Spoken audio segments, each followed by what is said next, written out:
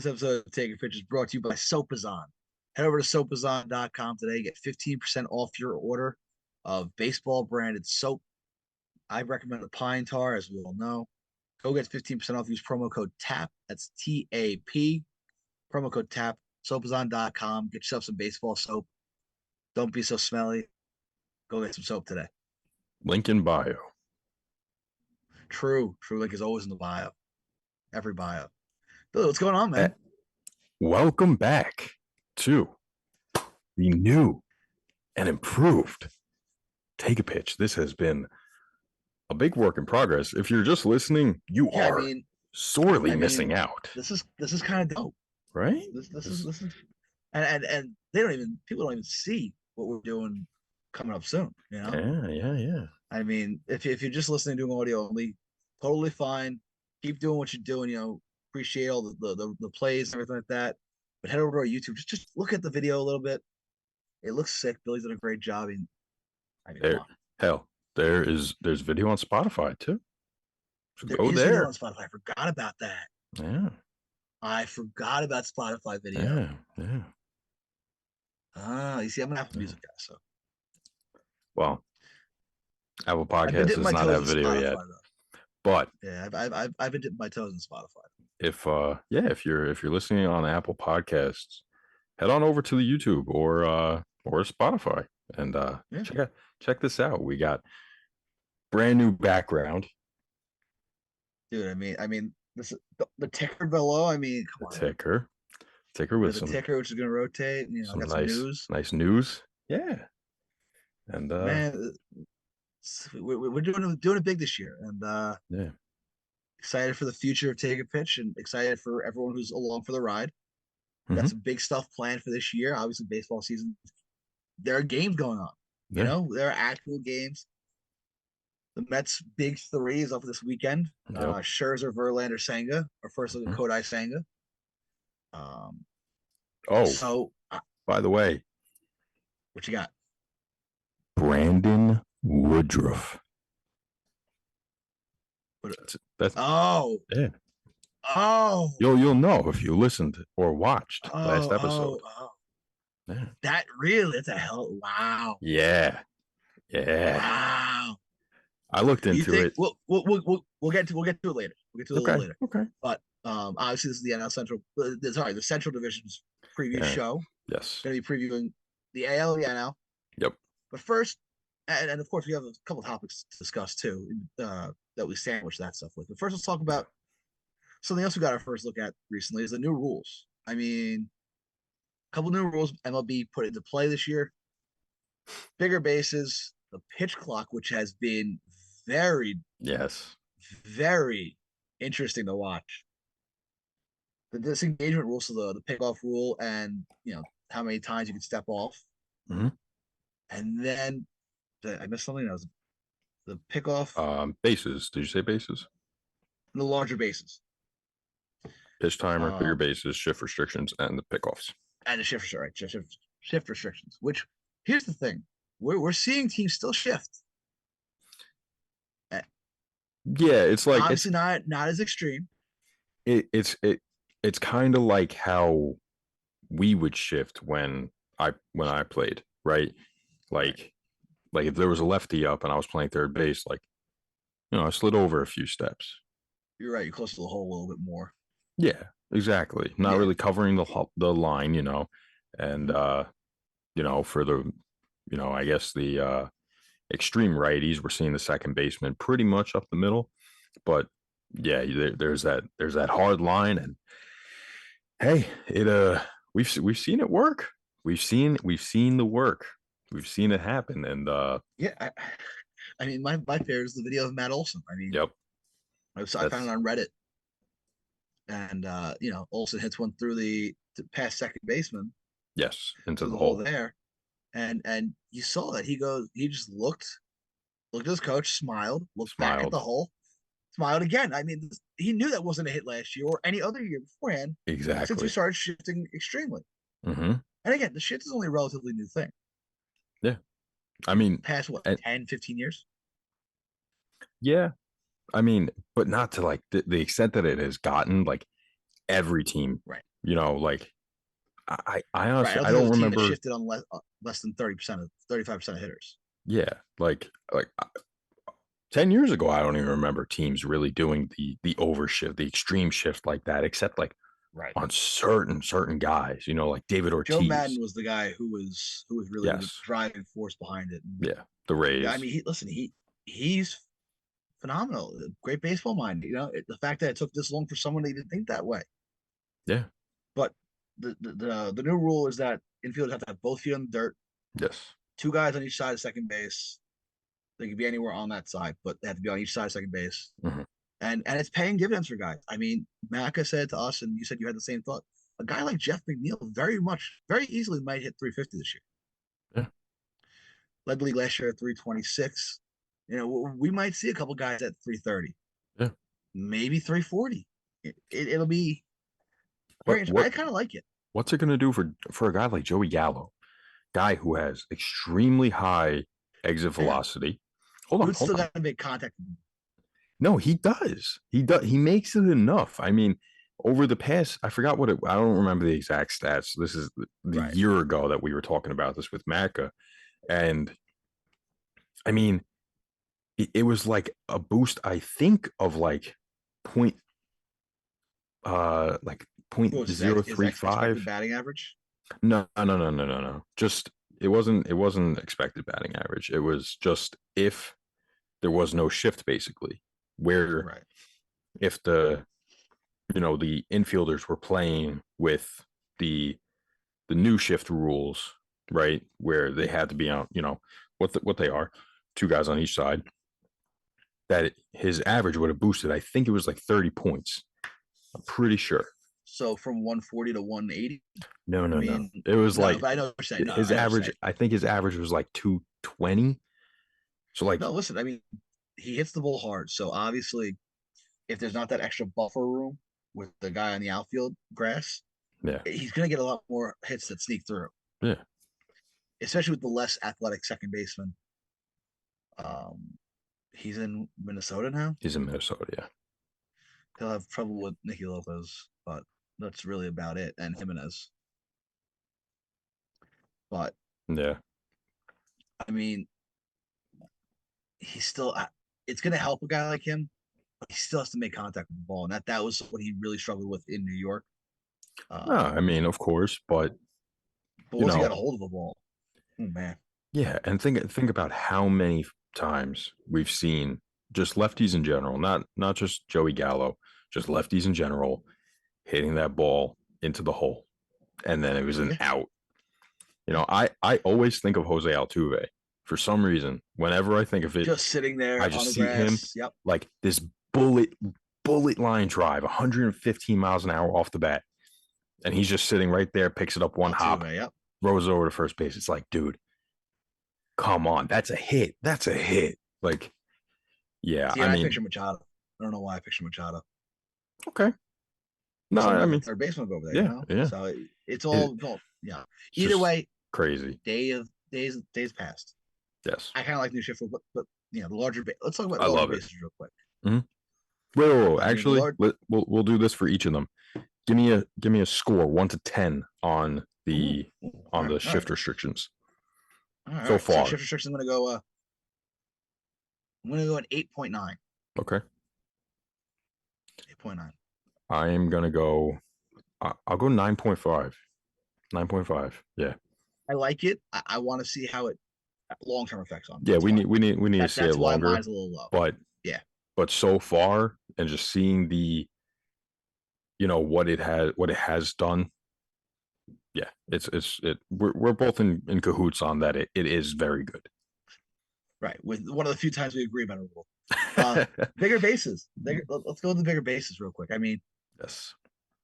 it was made for player safety. Yes. I think it's 3 inches bigger. Yeah, Which 15 to 18. ladies, 3 inches is a lot. I swear. Um, it's it's at the point where I think player safety had to be addressed. Obviously, you Right. don't want the first baseman reaching his arm in there and then having his arm, his elbow back like that. So for just a player safety standpoint, it's a 10 for me. It's definitely gonna increase stolen bases, and we've seen it a lot in spring training, especially against the Mets. I've seen it a lot. The Astros took advantage of it. The Marlins taking advantage of it. I haven't seen much of the Cactus League, but I think that'll be this week's plan is to watch a little more Cactus League baseball and see how they're handling it. Mm-hmm. Not that it makes a difference. It's all spring training, but obviously, you and I have talked about this a lot. The running game is a lost art in baseball. Yeah. There are so many guys too who can steal 40, 50 bags with ease. We were Mets fans. We were Mets fans, and we were Mets fans growing up. And dude, whenever Jose Reyes got on first base, single, walk, there was a chance that within 2 pitches, he was going to end up on third base. Like he was going to end up being in scoring position in 06, 07, 08. 72, right? 78. 78. Yeah, I mean, when was the last time a guy had 2 seasons that combined to be 70, 78 or 72? Guys don't do that in 2 seasons. Yeah. I'd even go as far as 3 seasons, with the exception of like John Birdie or Starling Marte. Yeah, and Jorge Mateo, he steals a lot. But yeah. I mean, those guys should be stealing 70. Yeah. We talk about fucking Ricky Henderson. Yeah. You call it a game touching that record. Oh my God. No, never. You're gonna have to get literally somebody who has the explosion off to take off of a track star, but then you'd have to have a track star. That's like somebody who's Usain Bolt with great baseball IQ. Exactly, who could get a great jump. And the thing is, everyone knows this is a game of inches. Now you're getting 3 extra inches. You're getting 3 extra inches, yep. To slide back into 6. The base. Well, to slide back into the base, and then 3 more to get to the base. Exactly. Yeah, so it's half a foot when it's 90 feet bases. Half a foot's huge. Yeah. Huge. Yeah. Ladies, 6 inches is huge, okay? No, it is. These are layups. Come on. These are layups. That is a huge difference. And all I know is that when Jose Reyes got on first base, it was you stopped what you were doing and you were watching Jose Reyes and analyzing this guy, a guy who had 500 stolen bases in his career. I don't even know any, but I don't think there's anybody on pace. I think Altuve might be the active leader. I think you're probably right. I mean, he had a few 50 stolen bases about 10 years ago. Let's see. All right. So allegedly it's D. Gordon. Let's look at guys who are actually playing. So here's the top 5. Mm-hmm. D. Gordon, Elvis Andrus, Billy Hamilton, Starling Marte, and Jose Altuve. Interesting. How many did each of them have? Those are the only 5 over 250. And how much does D. Gordon have? How many? 336. Wow. I mean, that's pretty freaking good for a guy who out of didn't play that long. Attempts. Yeah, did great. Yeah, 11 years. Yep. Yeah, but 11 years, and those last few years, he only played a few games, right? Yeah. So Andrus is 335, Hamilton is 324, Marte 314, and Altuve 279. All right. Yeah. I mean, it's like I see. Remember this. Mike Trout, we were looking at him as a guy who could steal 50. He's only at 204. Yeah, I mean, he could have. I mean, they just shut him down from running because every other aspect of his game is so much more valuable. But a guy like Bobby Witt Jr., watch out for him to explode this year. I shouldn't say that because he's a dark horse pick for me. I guess not really dark horse, but he's a pick for me on fantasy because we know the exit velocity is elite, and this kid with his speed, he's like the fastest player in baseball right now. Yeah, I mean, I'll even go as far as saying look over in Boston with Adalberto Mondesi. I mean, that's why you get him, a guy like him now. Yeah. With stolen bases being a huge part of the game going forward, you stock up on speed. Where's Terrence Granted, Gore? he's got to get on base first. Right. Terrence will be back in the Mets uniform in like August. Don't worry.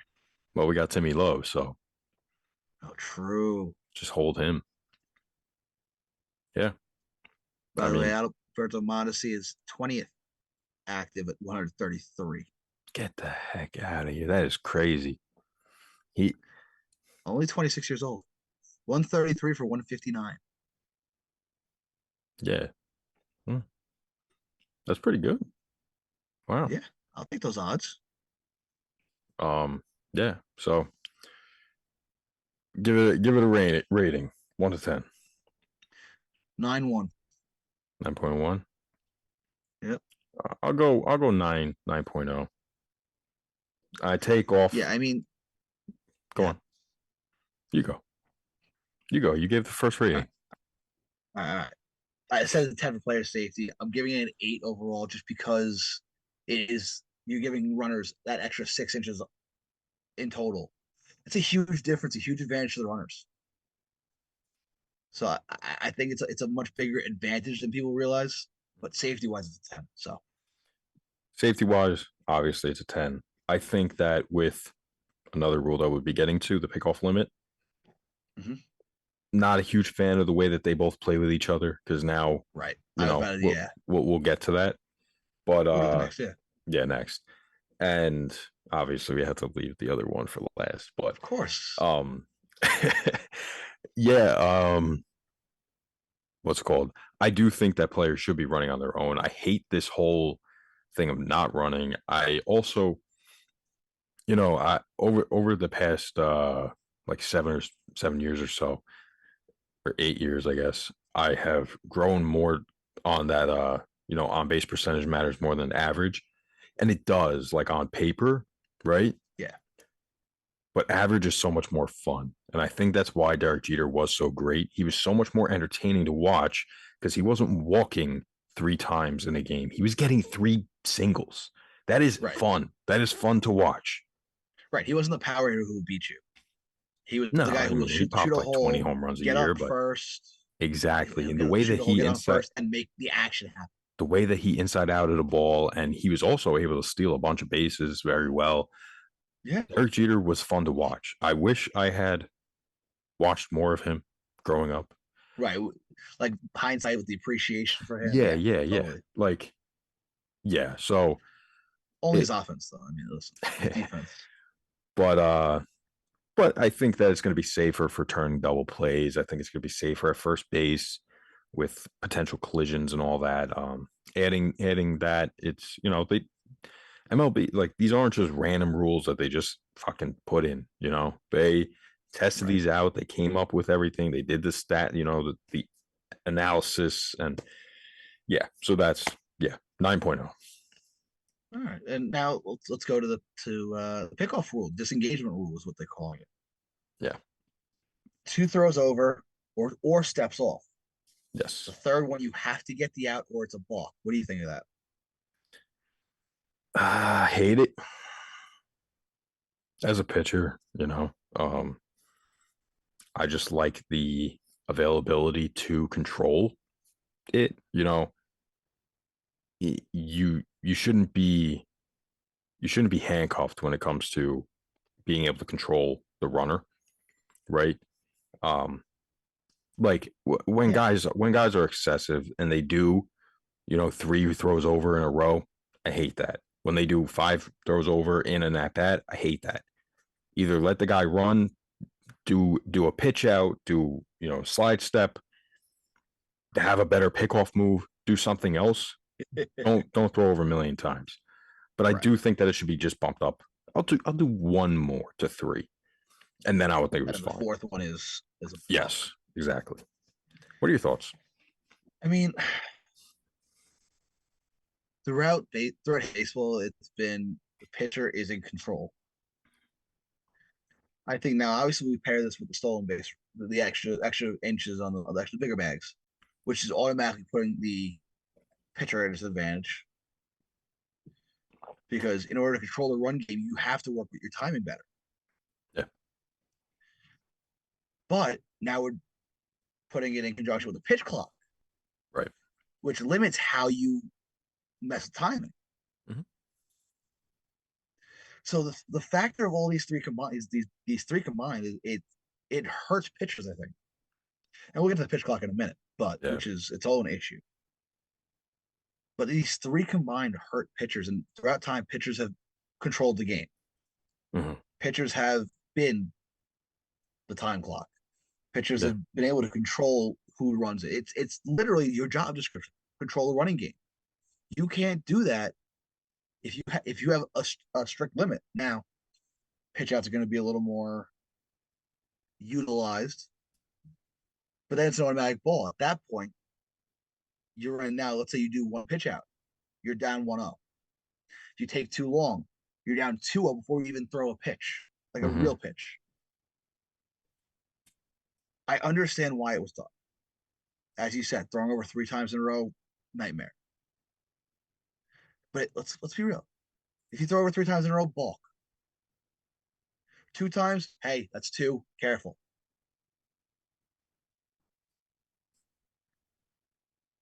If you want to throw over once, pitch, hold, throw over, fine.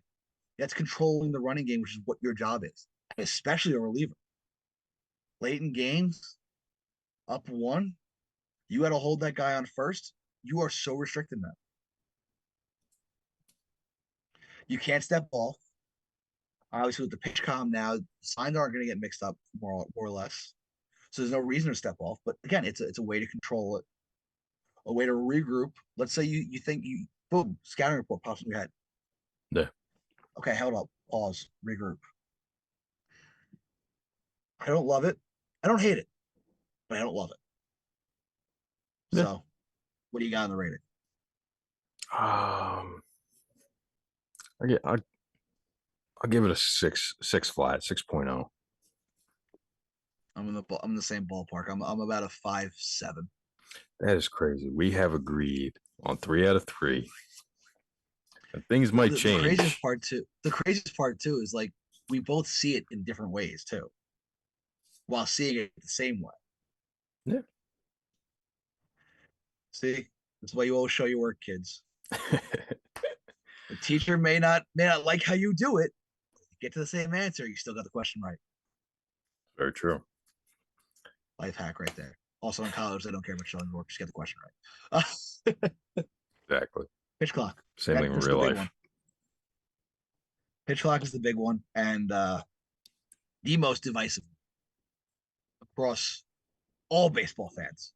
And I'm going to preface this by saying, personally, unless it impacts my team positively, I absolutely hate this rule. I hate it with a passion as it's currently structured. Mm-hmm. If you want to include a pitch clock, there has to be wiggle room. Has to be wiggle room. Okay. I mean, we saw Thursday, Wandy Peralta struck out a guy in 20 seconds. Great. That's using it to your advantage, no doubt. Batter has to be ready by 8 seconds. Batter's not ready in 8 seconds. He's struck out in 20 seconds. What do you mean be ready by the time it hits 8 seconds? Yes, it's an advantage to the pitcher if they use it that way. Mm-hmm. I think it should be an extra 10 seconds. That way we can go back and going back to the disengagement rule. You're able to control the running game still. You're able to do a long hold while also being sped up. Okay. I think bring up to 30 seconds, even 25. 25 and 20. You know, if you wanted to be a 5-second, fine. But that extra 5 seconds, let's say you're holding. That extra 5 seconds, on 3, you're going to the plate. On 2, you can go to the plate. On 5, think about how much more you can control the running game. Now, obviously, this completely contradicts what we just said about how we love more stolen bases. Completely contradicts that. Yeah, but it still has to be accessible. Right. Exactly. Same place here. We're in the same spot right now. For now. for now. Do I think it will benefit baseball in the long run? Probably. Mm-hmm. Do I think it needs some work? Yes. I mean, listen, I'm a purist in this sense. Baseball, the only sport without a clock. I like it that way. I like going to the ballpark for 4 hours, sitting there, just relaxing, enjoying my day, watching my team either win or make me cry. And I'll randomly curse out a kid. Who knows? I don't. He actually It does hasn't that. happened yet. Yes, he has. No. It was one time. It was one time. It was that girl trying to take pictures. Yeah, yo, that was Sit the fuck down. Yeah, that one. Yeah, yeah. All right, you got me. Like I said, one time. But just don't take pictures on the landing when the game's going on. I agree. That's all. I agree. That and the wave. The two things you don't do with the baseball game. The wave is fun. People are having fun. But here's the other aspect of the pitch clock. Batters have to be in the box ready to go at 8 seconds, right? Yep. They're enforcing now the in-between innings time as well, a lot more stricter. Think about if a new pitcher comes in, right? A, he can't finish his warm-ups sometimes. This happened in the game last week. They started with a 1-1 count. Mm-hmm. Joe Mantiply didn't finish his warm-ups, and the batter wasn't in time, so they started with a 1-1 count. What is this? Beer league? Dude, I play slow pitch softball in the summers where we started with a 1-1 count. Come on, little wiggle room. Obviously, you want to be enforced in spring training, so it's second nature by the time opening day rolls around. I get it. Come on.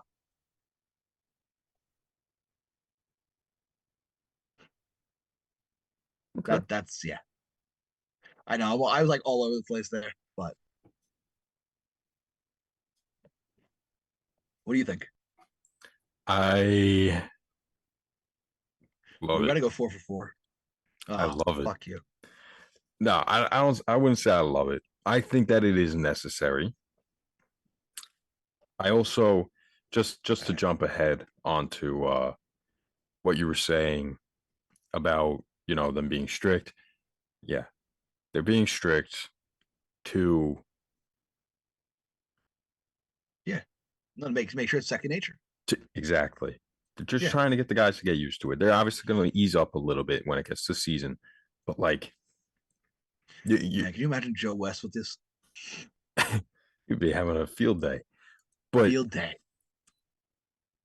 You go and you look at Pitching Ninja, right? He posted multiple videos of an entire inning, being finished before Pedro Baez, former reliever of the Dodgers, playoff game on the road, late in the game. There's obviously 2 minutes situations. Yeah, don't get me wrong. Yeah, that was excessive. Almost 2 minutes. The pickoff rule because they were 2 minutes. Two pickoffs. Two pickoffs and he stepped off. There's 2 pickoffs, and a step off at and least. He stepped off. So simply put, the disengagement rule would prevent that. Not the pitch clock. The disengagement rule alone would have prevented that. Yeah, but then he could just stand there and just look at the runner. Yes. I know what you're saying. The combination of these rules. That's why the disengagement. Yeah, I don't think that they should have gone so strict so quick with all the rules, or so short. Should I say is a better way. My one and only complaint about the clock is the 15 seconds. It should be at least 20, in my opinion. Right. So yeah, give the batters 12 seconds. Perfect. That is more than enough time. Even if you give him 10. Yeah. But exactly. But like 7 seconds, that's a little crazy. And again, we're talking about a matter of seconds here, but it does make a huge difference. Yeah. But makes a huge difference. Across the board on the clock, I think they should boost the times a little bit. I do think that it was necessary, though. It's understandable, yeah. I just, like I said, I think guys were taking advantage. I mean, you look at like just look at playoff games and just late games late in the year, games that mean stuff, right? And if they're going up against a tough pitcher like Max Scherzer, mm-hmm. right? He works fast. Guys will be stepping out crazy, right? Right. Oh yeah, and there's only one or two. No, it's two timeouts. One One, timeout per at bat. Mm-hmm. I think if it's a foul ball, you're allowed to take a step back and regroup. But I think they're kind of iffy on that. I think. I don't remember. I've seen a lot of foul balls that kind of just take a minute. But like that's another one. That's like, it's it's appropriate. But why are you taking so many? That goes. Yeah. No, go ahead. I didn't interrupt you, man. Let me say my piece. How about you mute yourself so I can just get what I'm saying out? No, I'm kidding. Don't mute yourself. No. So unmute yourself because I'm going to be asking you stuff. So what I'm saying is, right, clock needed to happen. It needed to happen. Guys were taking advantage. Manny Machado would go walk around for a fucking minute. He'd go for a stroll. Ridiculous. Unacceptable. You can't even tell me that it's acceptable in any way for him to be doing that. And to just say that, oh, it's just a few guys. It's not just a few guys. Shut up. And I love baseball. I don't know. I don't really care about how much compared to everyone else. Baseball is top thing in my life. I live this sport. I love it through and through. And I actually fell in love with baseball from like the 1920s because I fell in love with Babe Ruth first. So you want to talk about a purist? You're talking to somebody who fell in love with the game from 100 years ago. And they weren't doing that. Games were not taking a million years. Think about when you play. Well, you haven't played since Little League, but in a while, yeah. You listener or viewer, if you play or have played, think about when you played or play. Are you going and taking a stroll for a minute in between pitches? No, you take a step out, you take maybe a little practice swing, you get back in the box. What is with these pussy, I'm going to call them pussies, that need to step out and take a little stroll? Oh, I need to clear my mind. Shut the fuck up. Get in the fucking box. It's enough. It's over. Like, there was no reason for these guys to be doing this. So that's my piece on that. The timeouts, again, another thing that it needed to be done. Guys, you can't have guys just using timeouts as a way to just throw off a pitcher. And, like, it just evens it up against the pitchers and the hitters a little bit more, in my opinion. There's not as like, you still can manipulate time in a way, but you can't manipulate it as badly as they have gotten, and then taking forever. And yeah, it's just, it's gotten so out of control. It's gotten out of control. I will say this. That's my point. I will say this. I would like to see, if you're going to keep 15 and 20, I'd like to see it boosted the playoffs. Yeah. Or eliminated altogether in the playoffs. And eliminated after 8 innings. Well, then you get the issue of, why do the closers get it as opposed to starters? Yeah, don't care. It's because it's the end of the game. It's really not. It's not a hard question to answer. I get what you're saying. It is a little bit of a conundrum, but you can't end the game. You can't have something important happen.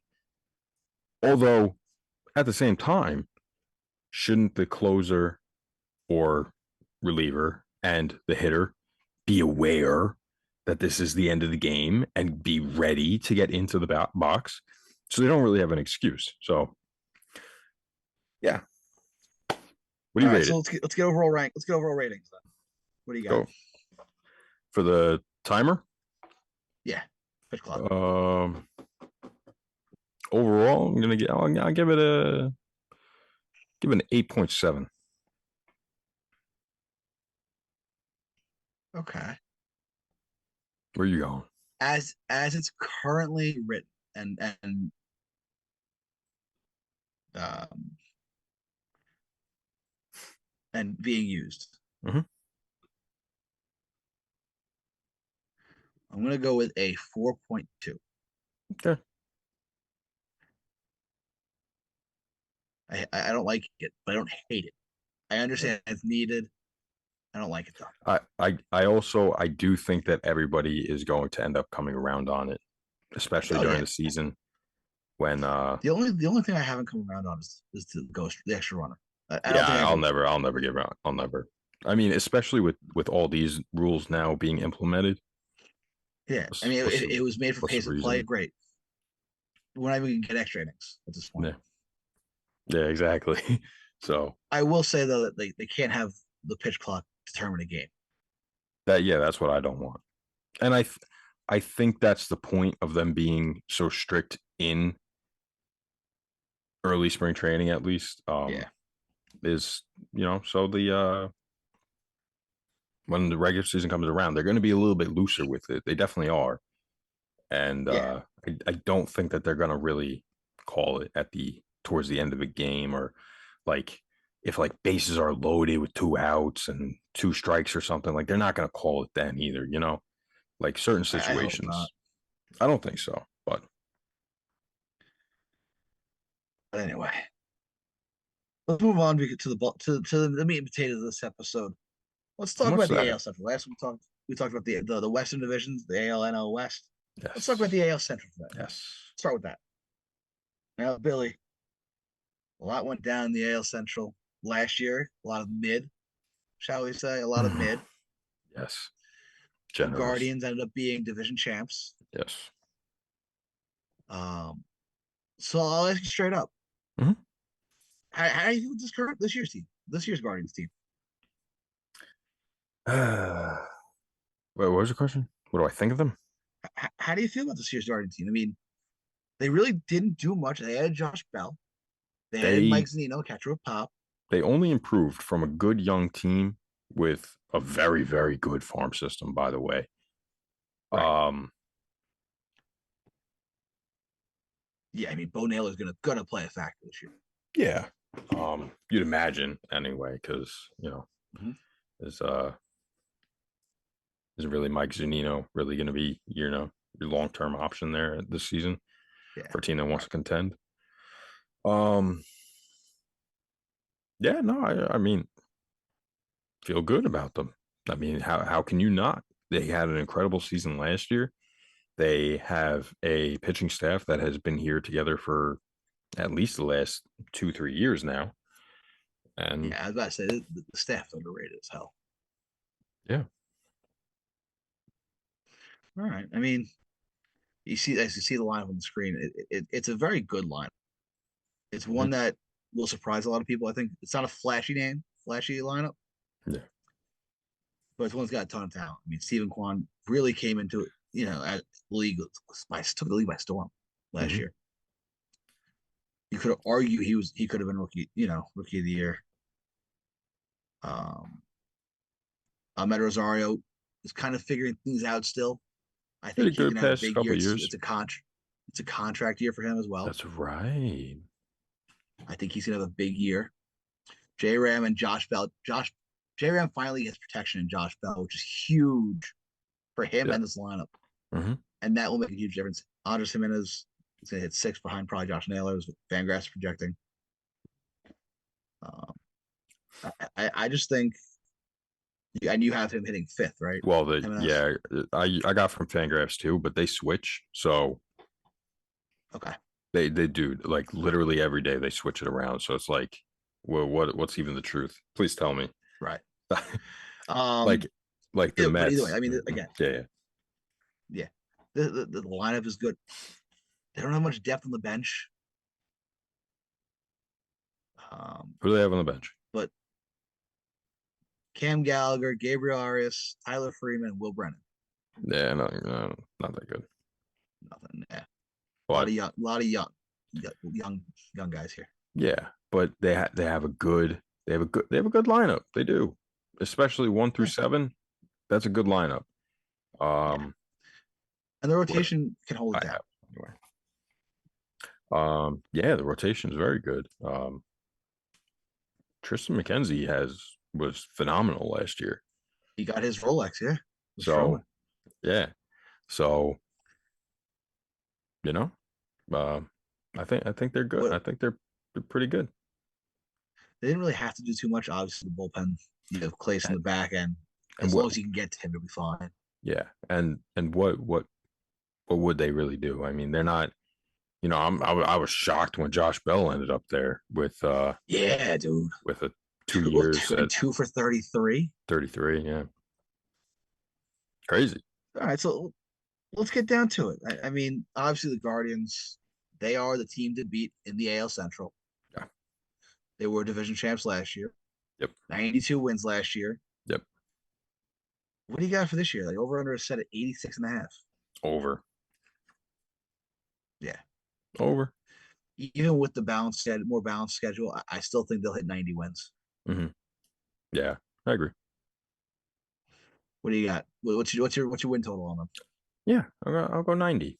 I think 90 is a good number. We need to stop being on the same page. It's no fun. Yeah, I could see them peaking up at 92 again.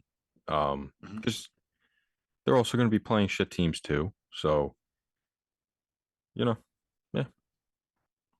And they Yep. have the Play luxury the of playing the Royals and the Tigers 20 times. So yep, and now they're gonna play have the that Reds in again regularly and Reds and the Pirates. Pirates and the Rockies and the Nationals. Mm-hmm. Exactly. So yeah, I can see them low 90s. All right, all right. Yeah. Let's move over to Chicago, the White Sox. I mean, they came in second, 81 and 81. These guys have had high expectations year after year for the last 5 years, it seems. Yeah. And they've been the definition of mid. Yeah. Mediocre. I mean, they've collapsed every Yeah. time.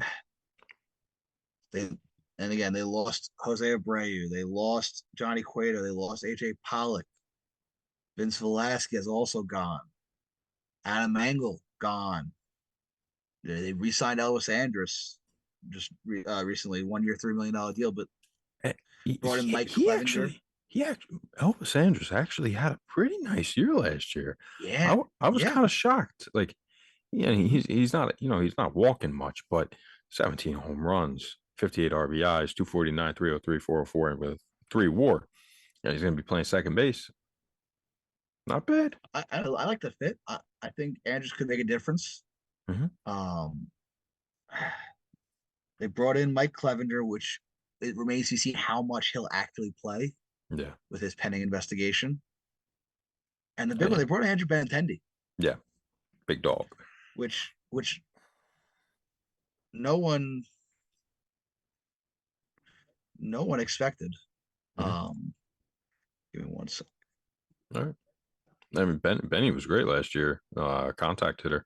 He had a Sorry, I little have a bit of. random video playing in my ears. You're good. He had, Thanks, Fangraphs. Benny had a little bit of a tough time with the Yankees and the injury, but with the Royals, he was hitting very well. And there's really no reason to think that the power that, from this year, he only hit 5 home runs of sub 400 slugging percentage. There's no reason to think that, that his power from 2018 is just zapped. I mean, I know, Yeah, that was, juice ball era, but there's no reason to think that his swing he'll is good enough. he's a nice 15, maybe 20 home run hitter. Yeah, and being sandwiched between Luis Robert and Eloy Jimenez, and then Moncada behind Jimenez, I think he's in a good Yeah. spot in that lineup. It's a very good lineup when they're all healthy. Yep. Obviously, health has been a huge issue for the White Sox. Mm-hmm. I think, and obviously Benny's coming off an injury as well. Yeah. So health is going to be a huge question mark for this team. Can they stay healthy? Yeah. If this team can stay healthy, they can give the Guardians a run for the money. Yeah.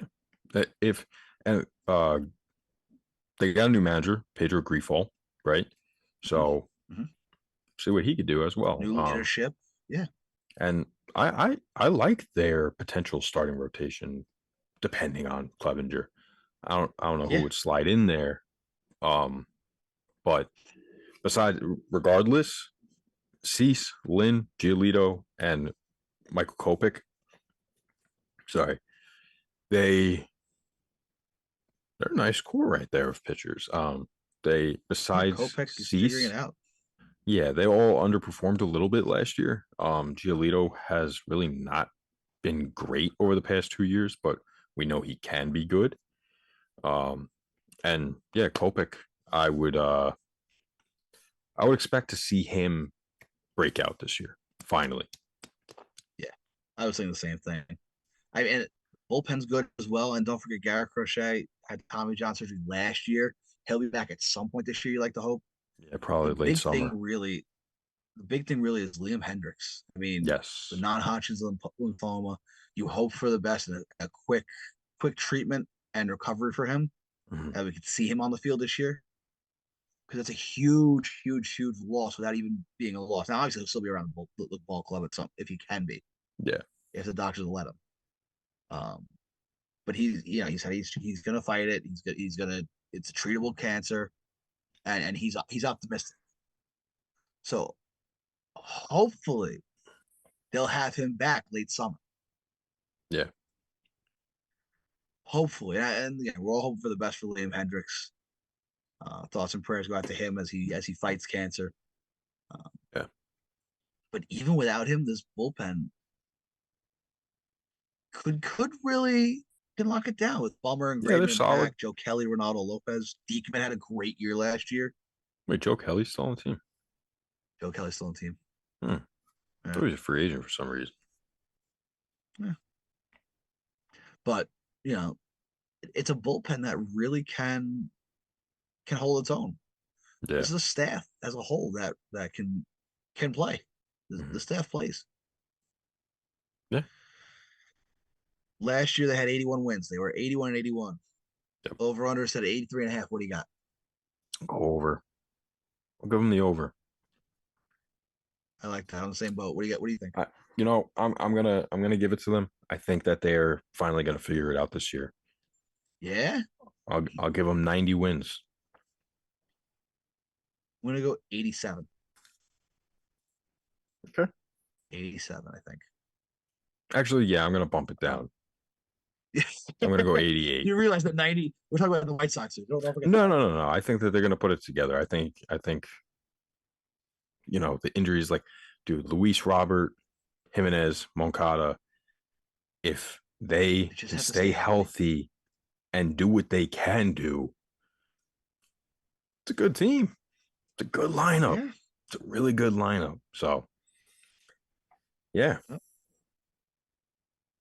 So let's move into Minnesota. On to the third time's a charm. Yeah, third time's a charm. Third place last year, 78 wins.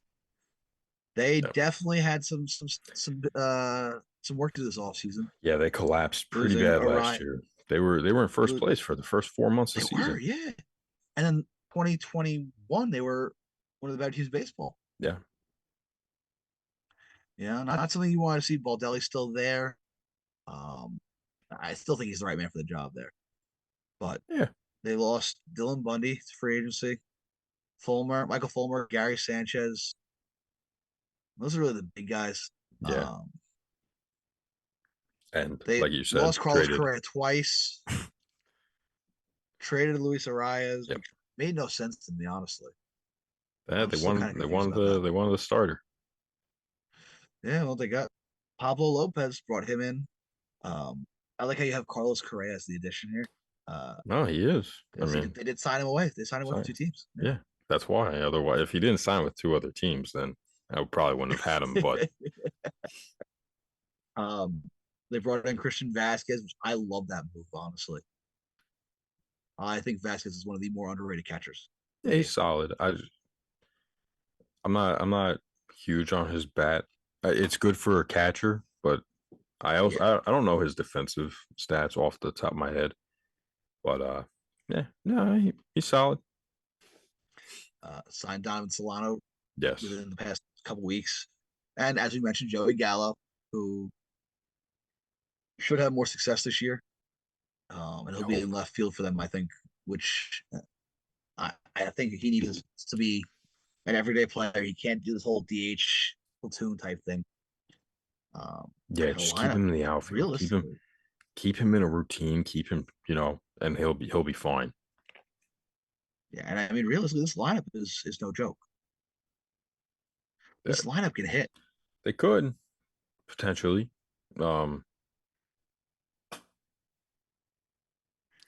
Buxton, Correa, Polanco, Kepler, Miranda, Gallo, Kirilloff. The only ones that Vasquez what you're going to get out Nick of Gordon are the top three, in my opinion. Yeah. Buxton, you're going to get 40 games. He's going to hit 40 home runs. Yeah. Steal 40 bases. Carlos Correa, you'll get 90 games. He'll sign with 2 other teams.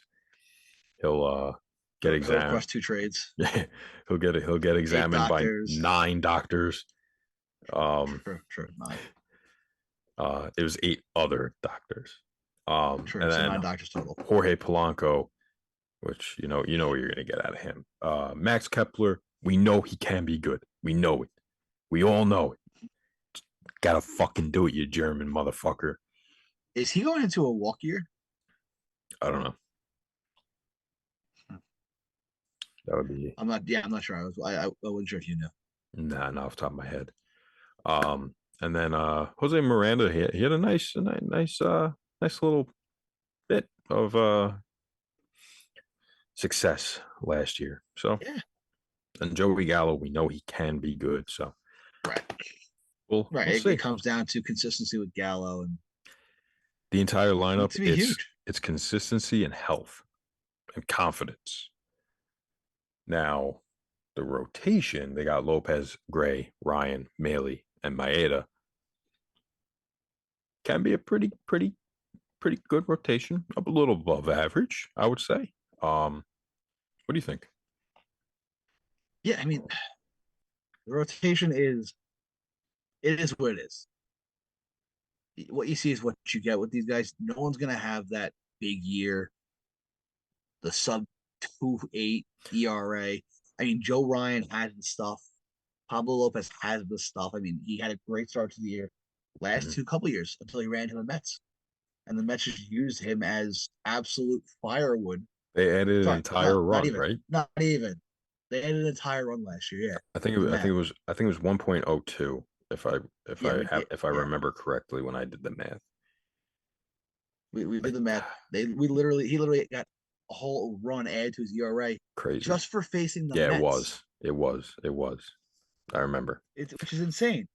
102. And obviously now he's going to be away from the Mets more than he would be if he was still in the NL East. Yeah, he might get a start against them, but hopefully. Can you imagine they had an entire run to his ERA this year too?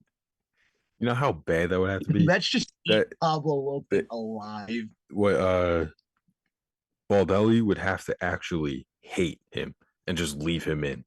And he would have to give up a home run on like every single pitch. An entire run in one game. That would be crazy. Yeah, unless he only pitches like 2 games, then right, that's possible. Kepler has a team option for the upcoming year. Okay. But anyway, yeah, the probably it's a serviceable rotation. Maeda ain't what he used to be.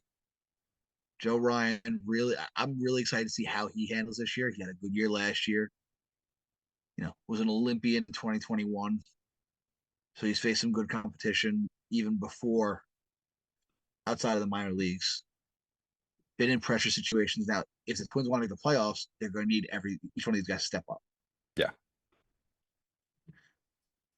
I don't see them making a playoff spot. I think they'll be in it towards the end. Last year they had 78 wins.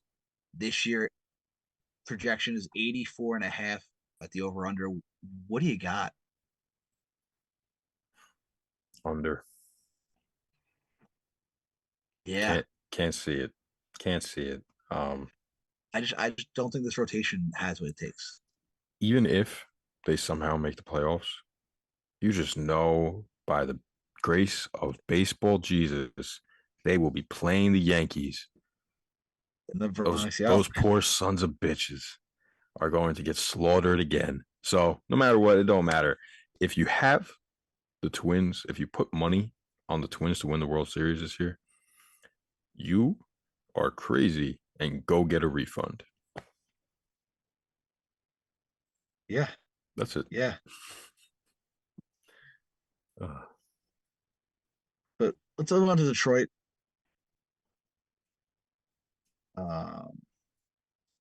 Last year they had 66 wins. Tough look for Detroit. Give me 1 second. Let me try and pull this up here. Tough look. They lost garbage. They were garbage. They almost and they lost a lot of garbage. I guess. They also signed a kind of signed 2 players. Neither are really good. They signed Matthew Boyd, who had like 2 games, I think, with Seattle last year. So those numbers are very deceiving. And Michael Lorenzen, who has just never amounted to what he could be. I think that he has decent stuff. I think he could be good. That home run of his is probably the biggest highlight of his career. So yeah. Matt Vierling, the trade with Philly. I didn't understand that one when they got rid of Gregory Soto. But that was a weird trade. They lost Tucker Barnhart, lost Chafin, lost Candelaria, lost Willie Peralta, lost Victor Reyes. And they got Matt Vierling and fucking Phil, my boy Phil Maton. So yeah, they lost a lot. Jackson Jobe is still a long way away. This team sucks. Yeah, it's plain simple. I feel bad for Tigers fans because not only do they not have the players that they did sign, Javier Baez did not pan out. Their only bright spot right now, they have 2, I guess, is Riley Green, who was decent. He was pretty good last year, and Miguel Cabrera, their shining star. So it's not Miggy's last year, is it? Did he say it was his last year? I don't remember. I'm not sure. I do know, however, he's very excited for the Walls to be moved in Comerica. It only took them however long he's been there. Yeah, right. How many more home runs would he Eric Haas is no slouch for a catcher. No, he's solid. Akil Baddoo, let's see what he can do. The legend of Akil Baddoo. Yeah, right. I'm shocked that he's still here. Good for him, man. I mean, and the rotation is all potential. There's tons of potential in the rotation. Yeah. It's a matter of just getting it out of these guys. Yeah. This could be a very good rotation. They play in a huge ballpark. You would think that their numbers would be good. Okay. Who knows? Casey Mize is obviously Casey Mize. Yeah, he's out with Tommy John. Had it last year. Matt Manning was a high draft pick. Yeah, and Tariq Skubal also is out. After flexor tendon surgery. Yeah, last August. So Turnbull was pretty good a couple of years ago, and then he got hurt. Yep. And they just this rotation does not wow you at all. What? No. I will say this though, they do have Chase and Shreve in their bullpen. Yeah, he was really good for the Mets. Chase and Shreve. But no. My player to watch last year. My player to watch on this team entirely is obviously Torkelson and Riley Green, but I want to watch Matt Manning. He's got he's He's got good stuff. He was a high prospect, a high draft pick. Let's go. Let's go. Turn it on. Turn the page and let's fucking do this. Turn into what you can be. Do it. Yeah, he was a 9th overall pick in 2016. Yeah, exactly. So my player to watch, I'm gonna stick with rotation, is Eduardo Rodriguez. I mean, he had the battle with long COVID and myocarditis last year, I think it was 2 years ago. He went missing last year. Right, he went missing. Right. I think he got divorced. He ran away. Did we even find out what the actual truth was? I mean, there were so many rumors floating around what happened. So much. I think he got divorced. Well, things were just on his wife, something like that. Yeah, for some sort of person. He went away, and then he just stopped talking to the Tigers, and they thought he might have been dead. Like, I mean, just crazy shit, man. Yeah. Let's see if I can find this here. Well, he came back late in the year last year. Mm-hmm.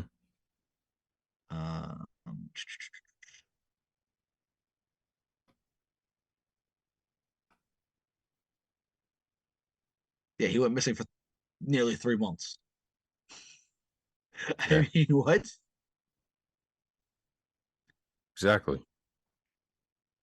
It was a family situation.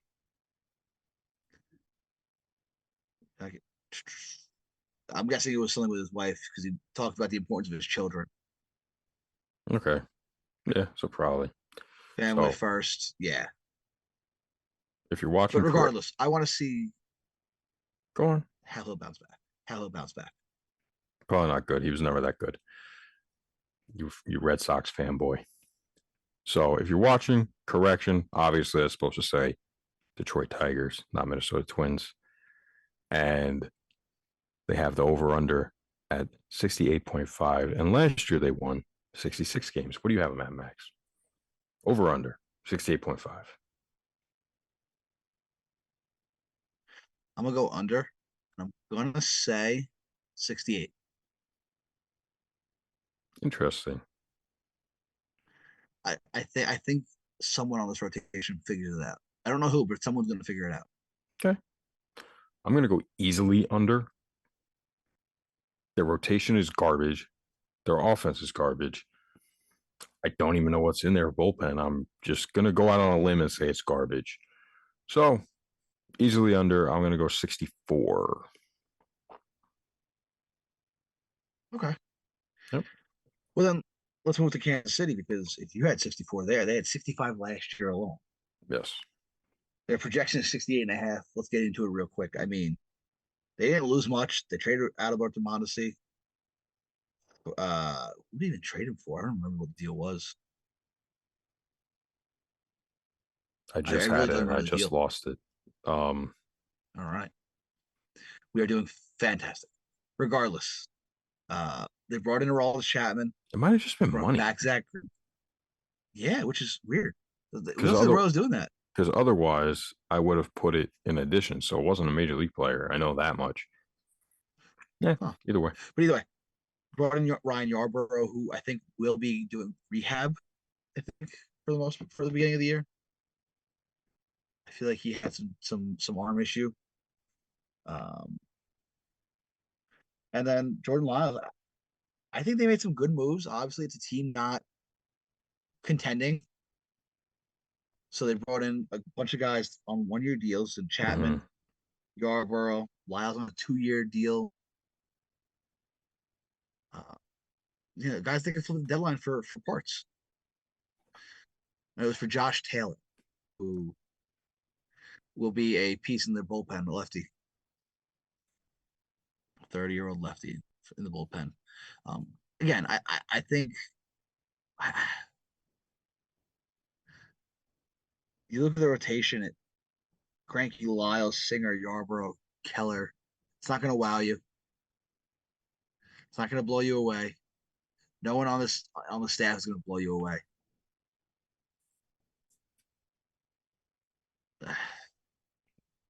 Honestly, I have nothing. They're not good. They're not looking to contend. They're just building. Keep an eye on Bobby Wood Jr. and keep an eye on Vinny. And how do you say his last name? Is it Pasquantino? Pasquantino. playing for Team Italy in the World Baseball Classic. Yes. I like him. I was actually looking up some footage of him. He's got a nice swing. Young hitter. Yeah. So and they have Only 25. the other first baseman, Nick Prado, too. So, just keep an eye out for really and just also, prospects and young players with them. Their entire roster is homegrown for the most part, except for Edward Olivares, which he's acquired in a trade. Everyone else is homegrown, signed, and or drafted. Actually, the only guy who was signed was Salvi. Everyone else is drafted.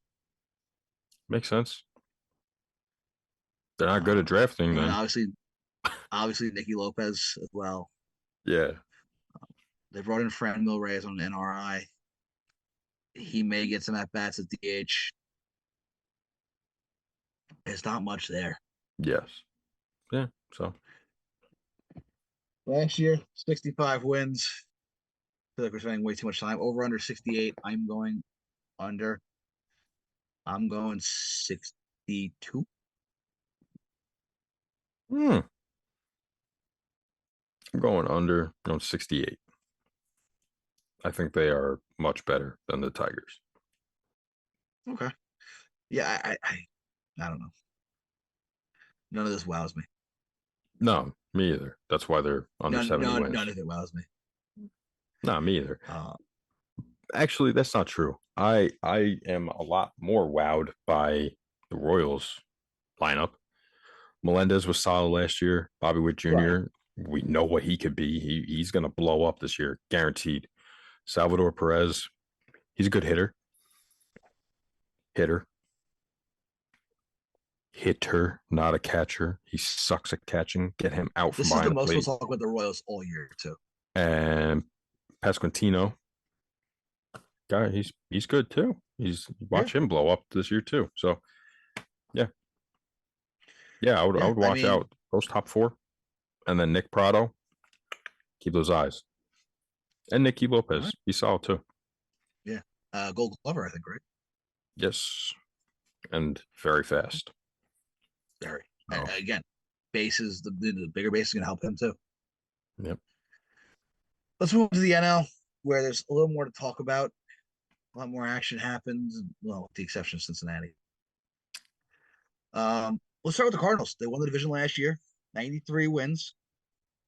And they only really lost a couple of guys. You only have here, from what I see, is Pujols and Yachty. Those are the two big ones. Yeah, I didn't include the other ones. Lost Quintana. They lost Quintana. Dickerson, Wickren. Yeah, I mean, Dickerson and Wickren are not big losses. I only did things that are big losses. Yeah. I mean, and for a team replacement doesn't really sign free agents, right? They do trades and draft and grow their players. Yep. Yeah, and they they do a lot of trades and all that, but they made a signing. They made a signing. Big one and a good one. And a team. Yes. Yeah. One that needed to be done for the team. Mm-hmm. Yeah. Yep. He's gonna replace Yachty. Take over for Yachty. Yep. I mean, I like the lineup a lot, dude. I hate it because they're so good. I mean, top to bottom, tough out. All tough outs. The only out that isn't that is easier than the others is Juan Yepes, but I think he could exactly his own this year. But yeah, he could. We'll see how he adjusts, but to and being still a very young team. Yeah. Edmund turning 28, O'Neill turning 28, Carlson turning 25 at some point this year, Newt Barr turning 26, Yepes just turned 25, Brandon Donovan just turned 26. Still young. They're young. The Goldschmidt, Arenado, Contreras are all on the wrong side of 30. Goldschmidt will be 36 this year, unless he's got a late birthday. So finding out now. Yeah, September birthday. Their lineup, don't have to worry about it at all. I mean, the next guy to leave will be Goldschmidt. I mean, they have all these young players that they just wrapped up. And no, let's not forget the bench here. You know, Alec Burleson, who really having a great spring. I don't think he's going to be on the bench. No, He's a Nolan prospect. Gorman, Paul Okay. DeYoung, and Andrew Kinza. Mm-hmm. Yeah, they are. They have a very nice young core. That's what we know. They have At least offensively. offensively. Now, by the way, yeah. Talking about age, happy birthday. Oh, thank you. Thank you very It's much. officially your birthday. Happy birthday, brother. Thank you very much. Appreciate it. First person to comment happy birthday on our most recent post on Instagram. I'll give you $5 worth of stubs when MLB comes out. Was that 5,000? Yeah. I think it's a little bit more. They do like the add-ons shit, but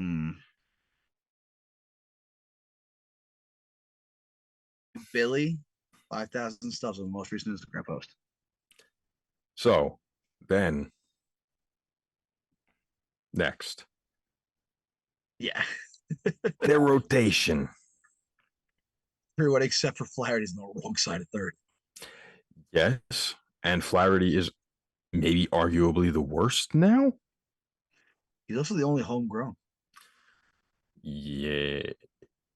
Wainwright's not homegrown. Oh, yes. Right. He was drafted by the Braves. Yep. I did know that. Wow. Crazy. Yeah. I mean, you know, Wainwright, Michaelis, Montgomery, you kind of know what you're going to get out of them. They're not going to be all-stars. They're going to be average, above average. You're going to get 340 to 370 ERA.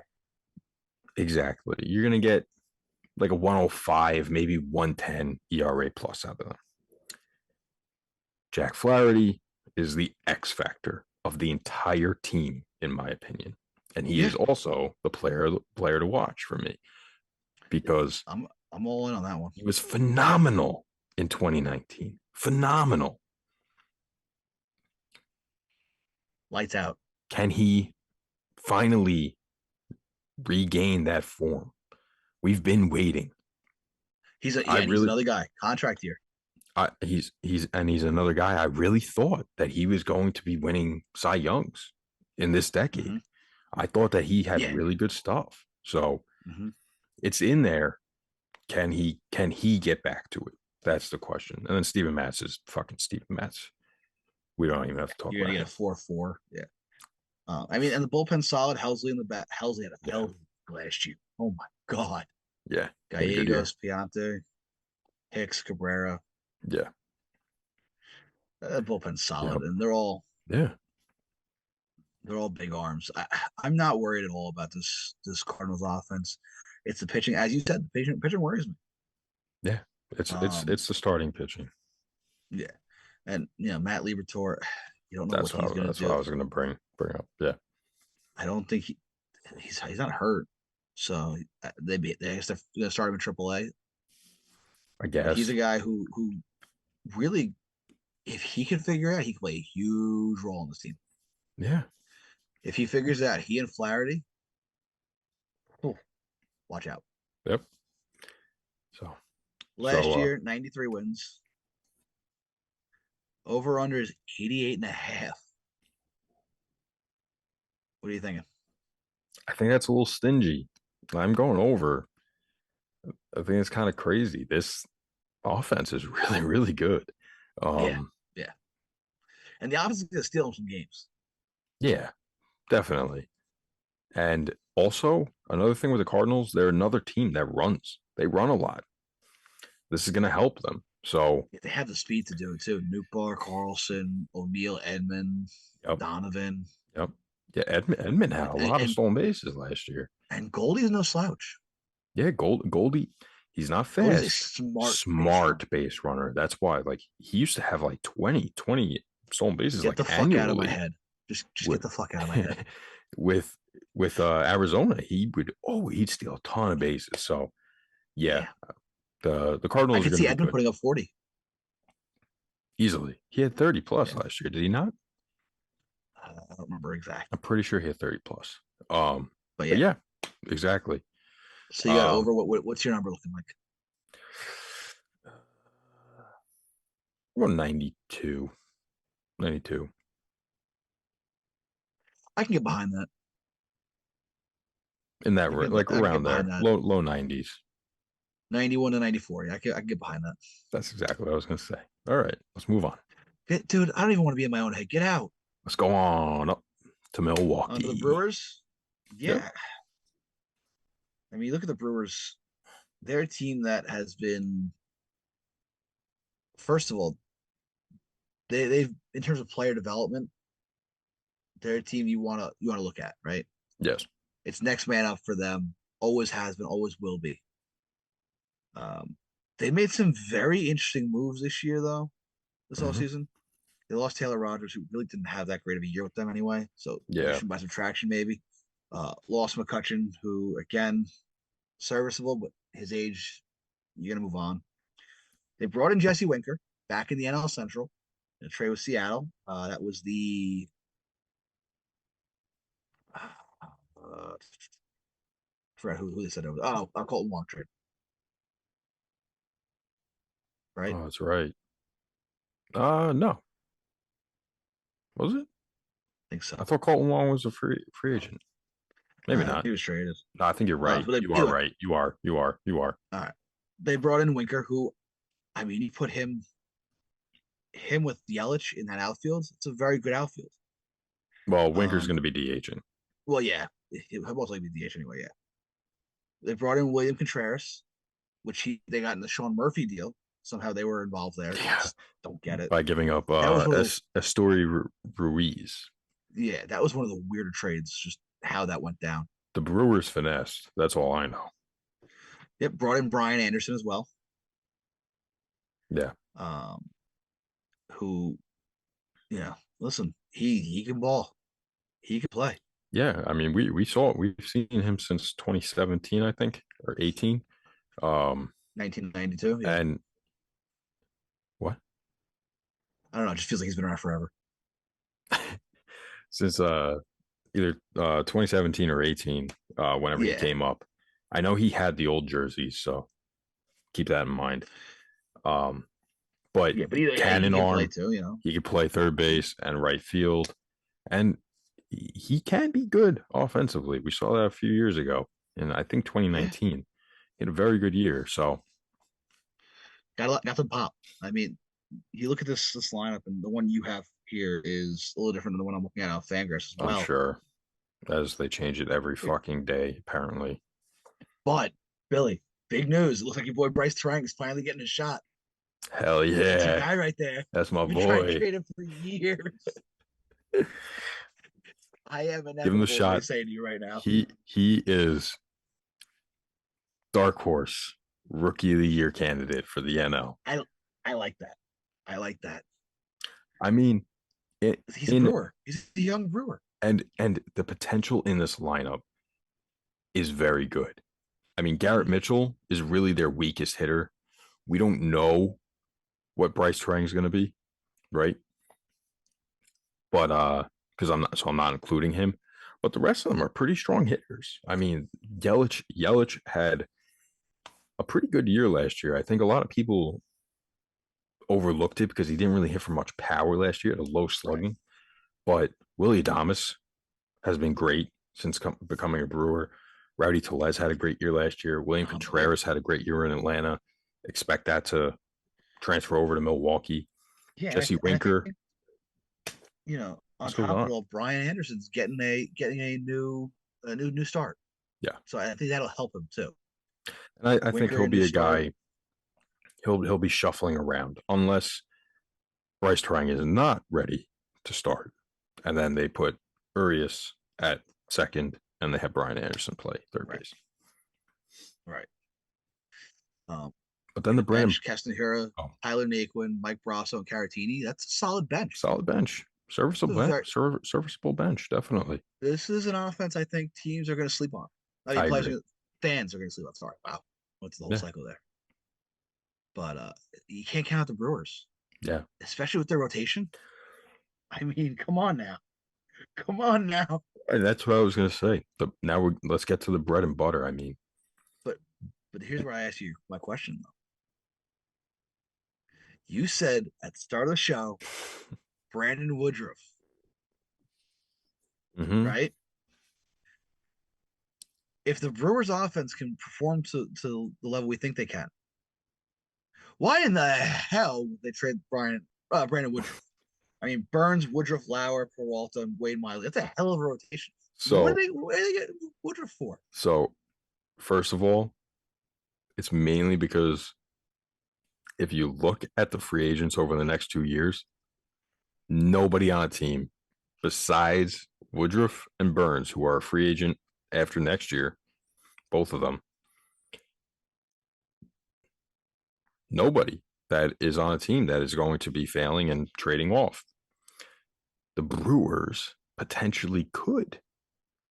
If their offense does not succeed, if this Jesse Winker and William Contreras does not transfer over, if these things don't happen and their offense sputters again, maybe trade off 2 years of Brandon Woodruff or a year and a half of Brandon Woodruff for a top prospect or a couple of top prospects from the Mariners. And I know Corbin Burns, after that arbitration, he's not happy with them. He's gone. He is not happy with them. So he was another one that I was gonna pick, but I thought that's a little too crazy to say because they're not gonna trade him. You know what's crazy? He still has options. Does he? I mean, makes sense. If you really want to mess with him, he's got 2 options left. Oh, dude, he just wouldn't show up. But he would not show up. Yeah. I think that's the most plausible one. And I said, because also you have to remember that I said a very good borderline elite starter is going to be going to the Mariners. Brandon Woodruff is a very good starter. Yes, no doubt about that. And he hits nukes off of Clayton Kershaw, bro. That was one of facts. I'll never forget that. That was one of the most memorable baseball moments in my life. But the bread and butter, as you said, it's this rotation. Yes. With or without Woodruff. I mean, you have Adrian House you could plug in as well. Yep. And granted, the bullpen is less than desirable. No, they're good. They're good. They always are. Right. You don't even have to know the names. That bullpen, though. They're gonna be good. And Devin Williams at the back end of it, they're good. Yeah, that's my opinion. All right. Yeah, listen, I mean, you seem very high on these guys. I mean, Sal Frelick is also a guy to watch. He could be up in the next year and a half. He was a top draft pick, wasn't he? I think so. Yeah. First rounder. We mentioned Garrett Mitchell, Bryce Terang. It could be a youth movement here in Milwaukee. Yeah. Yeah, they have a pretty nice what's it called? Farm that is ready to graduate. They're close. So very much ready to graduate. Yeah. So all right, let's just get right to it. Brewers, 86 wins last year, 86.5 this year. What do you got? I'll contradict my trade theory. I'm going to go over. I do think that this lineup is going to succeed. I think last year was a one-off, and I'll give them. We'll go 90 wins. Get the fuck out of my head, dude. I was gonna say we give them 90 wins. 89 to 91. That's my range for them. Yeah, I'm in the same boat. At its core, this team can get a party started. I mean, they also signed Luke Voit to a minor league deal, so if they get some power in that lineup, that's true. Luke Voigt's there. He led the league of home runs at one point. I mean, yeah, maybe he comes up and is a platoon DH with Jesse Winker, because Jesse Winker is dreadful against lefties. Yeah, does it say on Fangraphs? Yeah. Does it say that Jesse Winker is going to platoon? It just says Winker's the DH. Okay, but where it says left right, is it a color? It's red, yeah. Okay, so they do. They're saying he's going to platoon. So yeah, there you go. I mean, here's another one to look out for, actually. And I kind of like this. Okay. Mate, never mind. Never mind. I didn't realize he had Tommy John. I was gonna say they signed Justin Wilson to a minor league deal, but it's gonna be for rehab. Because Mm, listen, if anyone's gonna get a guy back into form, it's the Brewers that's or very the true. Astros. Or the Rays. Um, Aaron Ashby also could play a huge factor in this. He has shoulder fatigue. Don't know what that means, but Yeah. he's a guy who at just he's turning 25 this year. He's a guy who could play a factor. I'm gonna give them 90 wins as well. Okay. I Not kind of like bad. this Brewers team to be a sneaky force in the National League, especially the more balanced schedule. They play the AL West, AL Central. Mm-hmm. They'll have some Exactly. winnable games. Let's go to So Chicago though, let's let's go to 2 hours south. and Chicago. we talked about the Mets spending all this money, talked about the Padres spending all this money, but the Cubs decided to open the checkbook, and they brought in some big names, some big pieces. Obviously, they lost Contreras, On each side. um, lost Wade Miley, Anderson Simmons, Jason Hayward, who was whatever.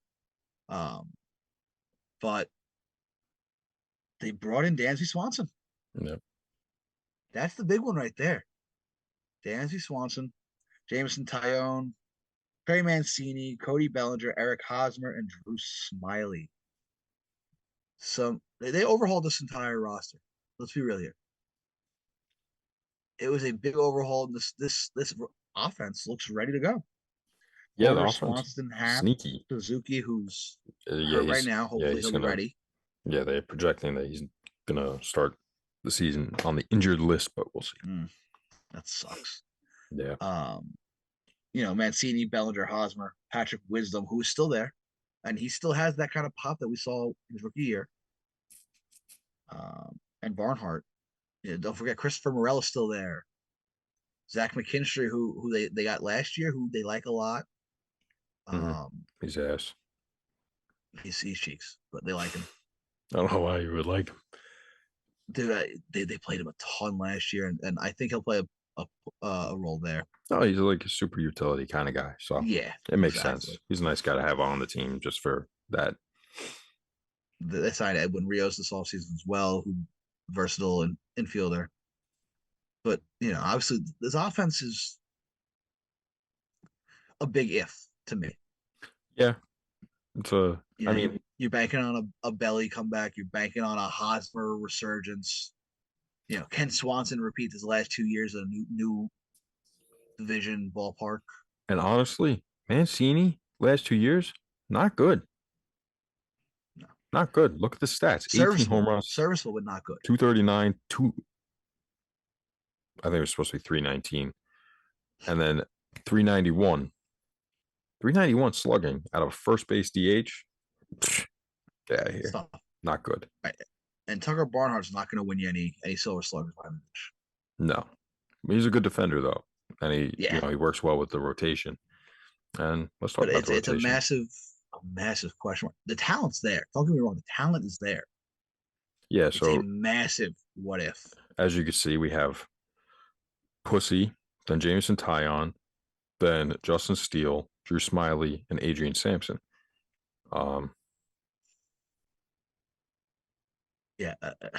Decent. Listen, if Stroman can get ground balls, if he can get ground balls, he'll survive. Yeah. If Tyone can be what he was with the Yankees, he'll survive. After that, it's just a matter of keeping your head above water. I mean, Steele can be good. Yeah, he's doesn't have. He only has a year of service time. Yeah. Maybe there's something there that we haven't seen yet. Smiley is what you see is what you get. With him. Sampson actually only has 2 years of service time. I thought he had more. Yeah. Just the last couple of years. He's another guy. Yeah, he's another guy who what you see is what you get. Yeah, he can shut you down any given night, but his inconsistency is through the roof, and it's more or less consistently not good. Their bullpen is iffy. What they really need is this lineup to pull through and really be a big thing. Yeah. Hendricks is out with a capsular tear from last July. So if they get him back, that'll help. But I don't see shit. I mean, Cody Hewer, maybe late in the year, but Cody Hewer could be a midseason add to this bullpen. But yeah, it's all service level. You're putting makeup on a dummy. Exactly. And then, last year they had 74 wins, and this year they have them at 76.5, over or under.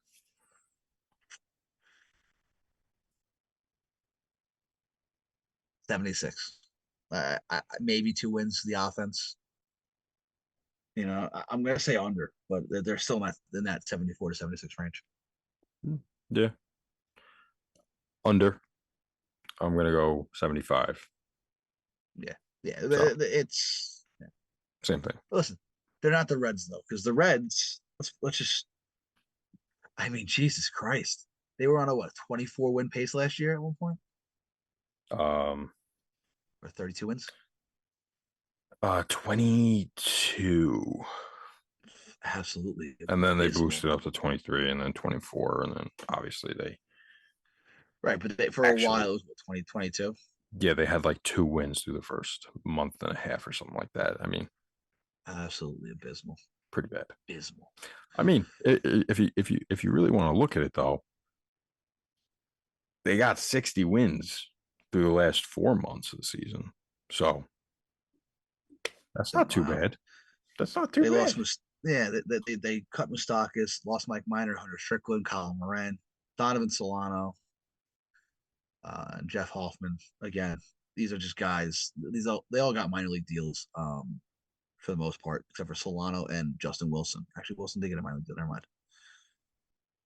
mind. They added Will Myers on a 1-year deal. Traded for Luke Weaver. Trade piece. And Kevin Newman. Again, Weaver also could be another one. Casale and Malley, both mid-season trade pieces because they have Tyler Stevenson. Now, obviously, Stevenson's health is a factor. That's something that you and I have looked at. I think that's why. Fantasy too. Yeah. Rather than mid-season trade pieces for them, I think it's just catching insurance, really. Yeah, and I mean, Stevenson's health is something you and I have looked at in terms of fantasy, because that's our guy right there.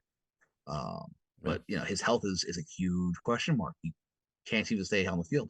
Yeah, he stays on the field. Easy top 10 catcher. I mean, top 5 catcher, maybe. He's the bright spot. Him and Jonathan India, 2 bright spots of this team. When all 10 fans have nothing to cheer for. Yeah. Joey Votto, the always entertaining Joey Votto, hopefully coming back from injury, and his winter chess season. Dude, it's hilarious. Can we just talk about that real quick? What he posted on the Instagram comments? Sure. About the bold move. See if I can find it. Boldest NL Central prediction. Yes. Joey Votto, as only Joey Votto can. Extraterrestrials arrive on Earth April 15th. The 12-2 Reds and the rest of the planet learn from, communicate with, and befriend our alien friends. This process takes 5 months. Play resumes in October. The Reds sweep the playoffs and World Series champions. Side note, the aliens asked if I would like to accompany them on their ship back to their planet. I obliged, never to be seen again. Dude, the craziest thing about that the only thing is the Reds actually winning. Right, because I can see Joey Votto completely just ditching baseball to go visit the aliens. I can. Yeah. Now, I have a prediction. Is that his? Oh, yeah. Is that his way of saying he's retiring at the end of the year? No. No. All right. No, it's just a joke. I have a prediction. I have a bold prediction. Not as bold as that, but my bold prediction is going to be that Nick Senzel makes the All-Star game and then tears his ACL in the All-Star game. How did I not see that one coming? How did I not see that coming? Come on. Good God.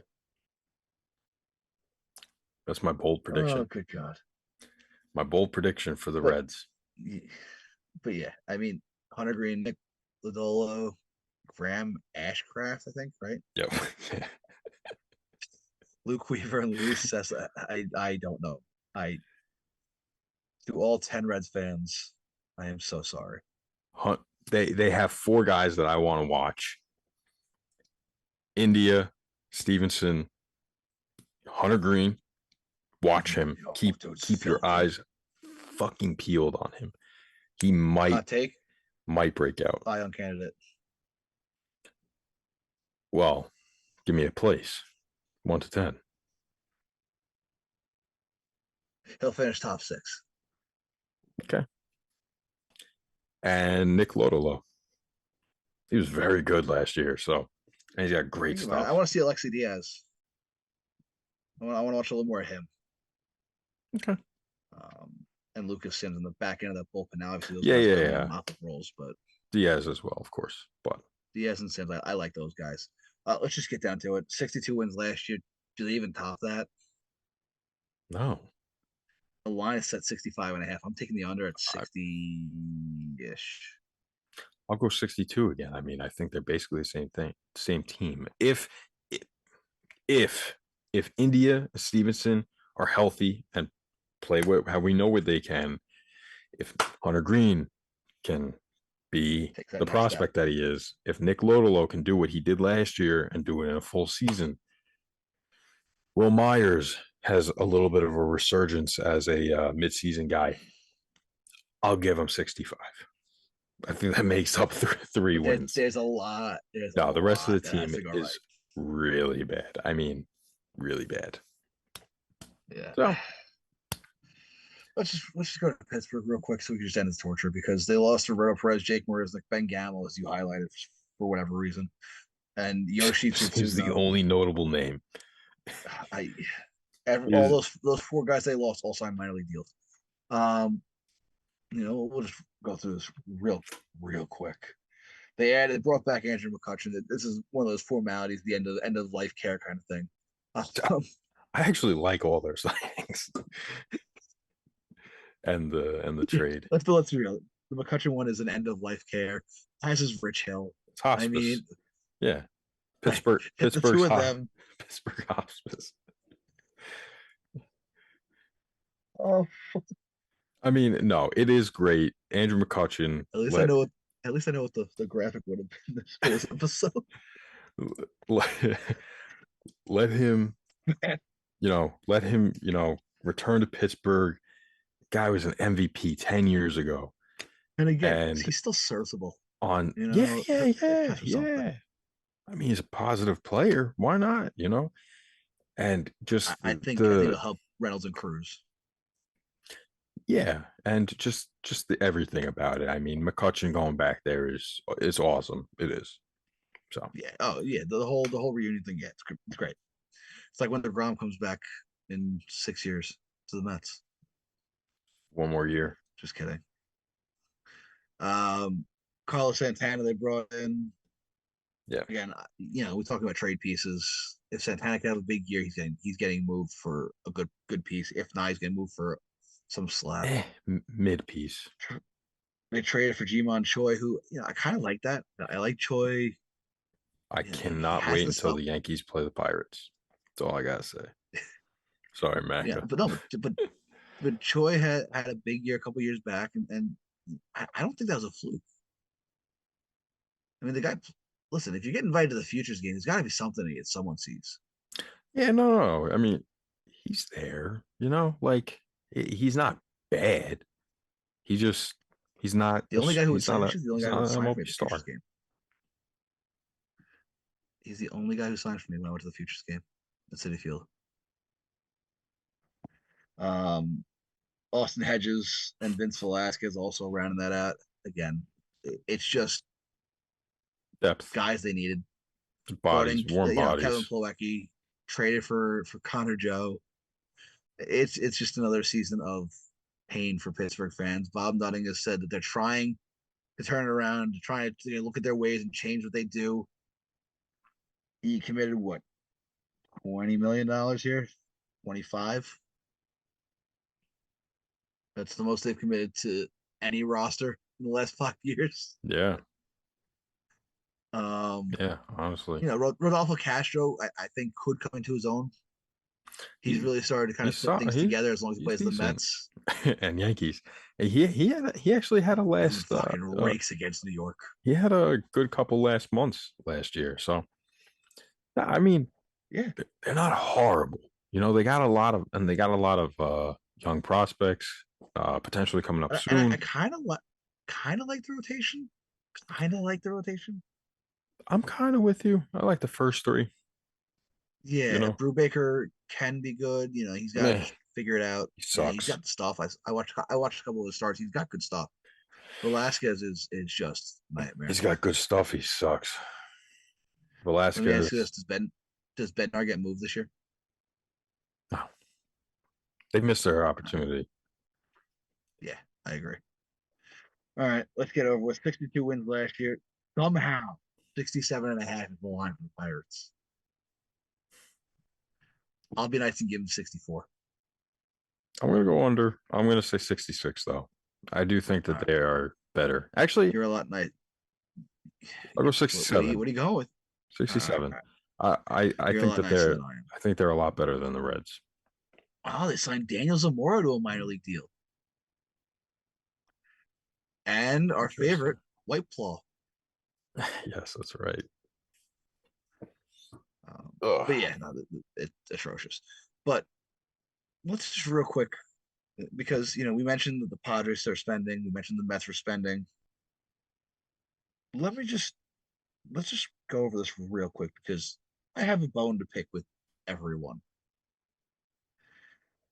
Why is Steve Cohen vilified for spending money to upgrade and maintain his roster? But Peter Seidler out in San Diego is spending twice as much and he's goaded. Don't get me wrong, it's great that he's spending money. A No, mid-market no, yeah, team, yeah, love it. traditionally Absolutely great for love the it. game. This is what Steve Cohen Love said it. what meant when he said he got the Slam Diego shirt on. This is what Steve Cohen meant when he said, "Look in the mirror. Look at how you're running your operation." Siler said, "Okay, bet." You know, and you have it up here, I think, um, Yes. with the breakdown. Padres excluding arbitration, right? No, not excluding. Yeah, excluding arbitration. Yes. Padres spent 800 million. They committed $800 million plus this offseason alone. Yeah. Let me say it. Let me. That's it. That's in free Right. agent signings and extensions / re-signings. So Let me say this again. $800 million. yeah. Yeah. 800 million.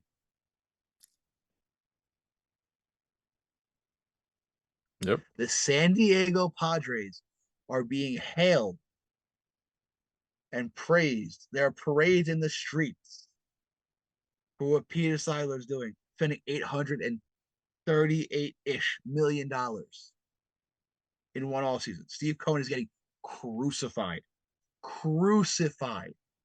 for spending $400 million. Include this. I'm guessing this is including luxury tax. Yeah. What? What do you mean? These numbers. This is just the off-season contracts. Oh, so it's not including the luxury tax, the tax I that he don't. got I back. don't think so. I could fact check with you for you. Um, Uh, go on. Regardless, Go on with your rant. I have it right here. there are three guys this all season long who the Padres committed 9-figure deals to. The Mets have two, and the two of them for the Mets were re-signs. Now, obviously, two for the Padres were re-signs as well, in Machado and Darvish. Um, but like, come on, seriously? I guess. And don't get me wrong, Billy. It's good for the game that he's doing this. I think other small market owners need to This is look just at total. this. This is just total spending, not including Wow, arbitration. wow. I It's think other owners need to look at this re-signed, and extended, and free agents. yeah, and other owners need to look at this and say this is what we need to be doing. And Yeah, clearly they'll be hailed as great. Steve Cohen, from the minute he became an owner, has been vilified for the amount of money he's willing to spend. Some slapdick owner worth that's $2 billion doubled what Steve Cohen's spending. yeah. I mean, it is great. San Diego Yes, is booming. I'm pretty sure they sold out all season tickets, if I'm not mistaken. all season. I think there's a waiting list now for season tickets. There is, right? Insane. I Tell believe me so. the last time there was a waiting list on season tickets for any baseball team. Yeah, That's a football team thing. That's not even any other sport. That's just football. That's because they have 17 football. games.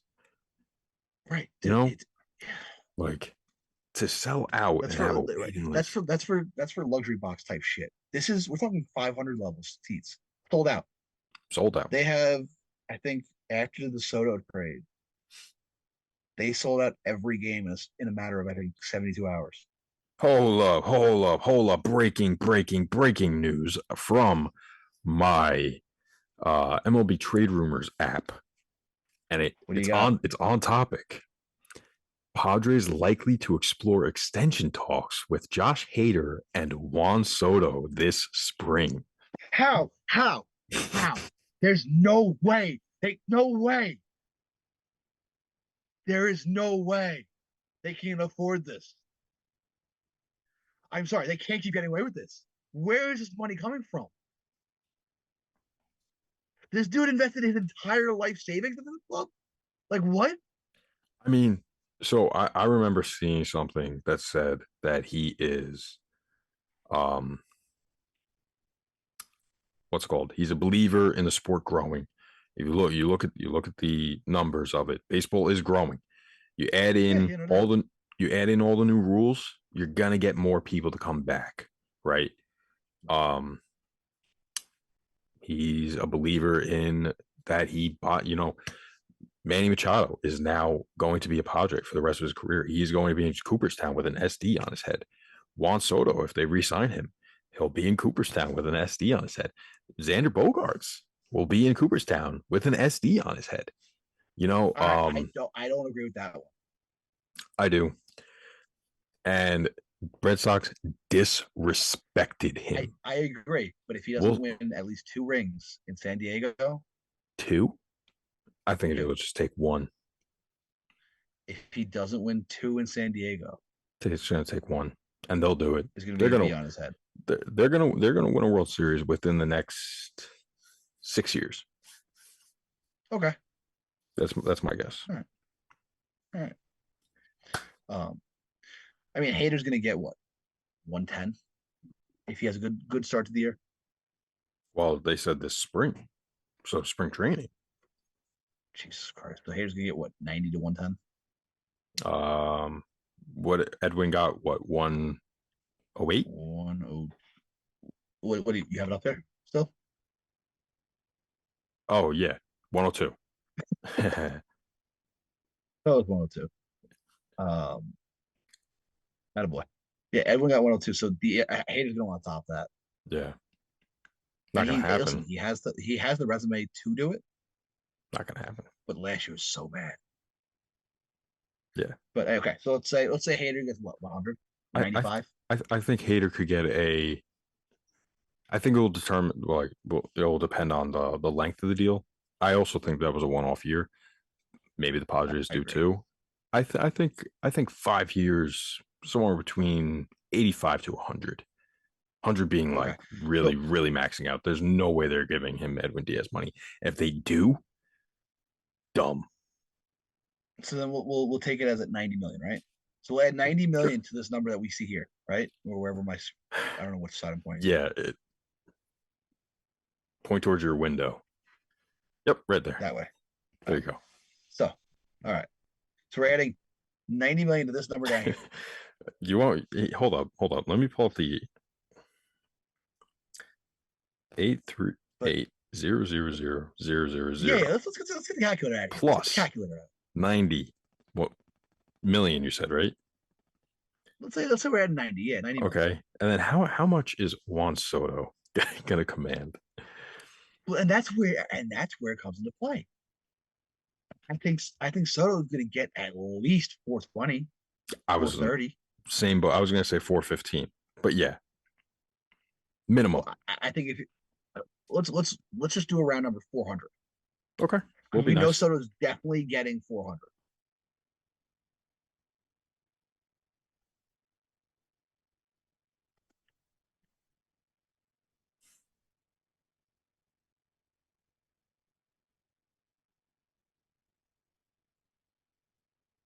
It's so big, it comes up as an error on my phone. No way. Turn sideways. I know.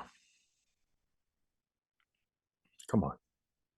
What do I have to unlock my phone to make it go sideways? What is this? Come on, Apple, step your shit up.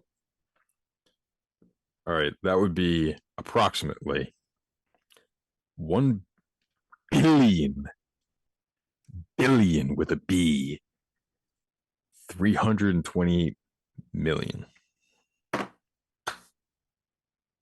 So 1.3. 1.328, yeah. Billion. Now, hang on a second. Billion. Just to put it in perspective, Peter Seidler's net worth is estimated to be about $3 billion. Oh wow, he went up. Good for him. He went up. Good for him. Good for him. But that's a third of his net worth. A third of this dude's net worth. And you got to remember, his net worth is also part of the team is part of his net worth. So can you look up how much the Padres are worth? So I actually had that. They got to probably be around $1 billion, right? Maybe a little bit under. How much are the Padres worth? 1.57. So wow, dude is spending as much as the Padres are worth. Half of his net worth of the Padres, and he's about to spend a third of his net worth just to try and keep this team together. And that's us being nice with Soto getting a 400. Yeah, generous. Let's factor in the fact that Soto very well may get 450. Yeah, and then you're looking at 1.4. Almost. This is insanity. And this dude is hailed as, oh, he's doing great things for the game. Which, yes, he's doing great things for the game. But Steve Cohen's sitting over here at Citi Field saying, we're trying to build a sustainable winner and we want to build a farm system and our payroll is going to go down in a couple of years once our prospects come up. Mm-hmm. No, bad guy. No. So no, I think the issue lies in who they are, really, and how much money that they actually have. And I think they know that Steve Cohen, his pockets are endless, especially when it comes to buying a team. So he could theoretically buy an entire team. Right, the Padres. No. Yeah. Just so you know, the Padres are worth less than the Mets got bought for. Yeah. I mean, by about $1 billion. It makes sense though. New York, San Diego. But yeah, we're also like, man.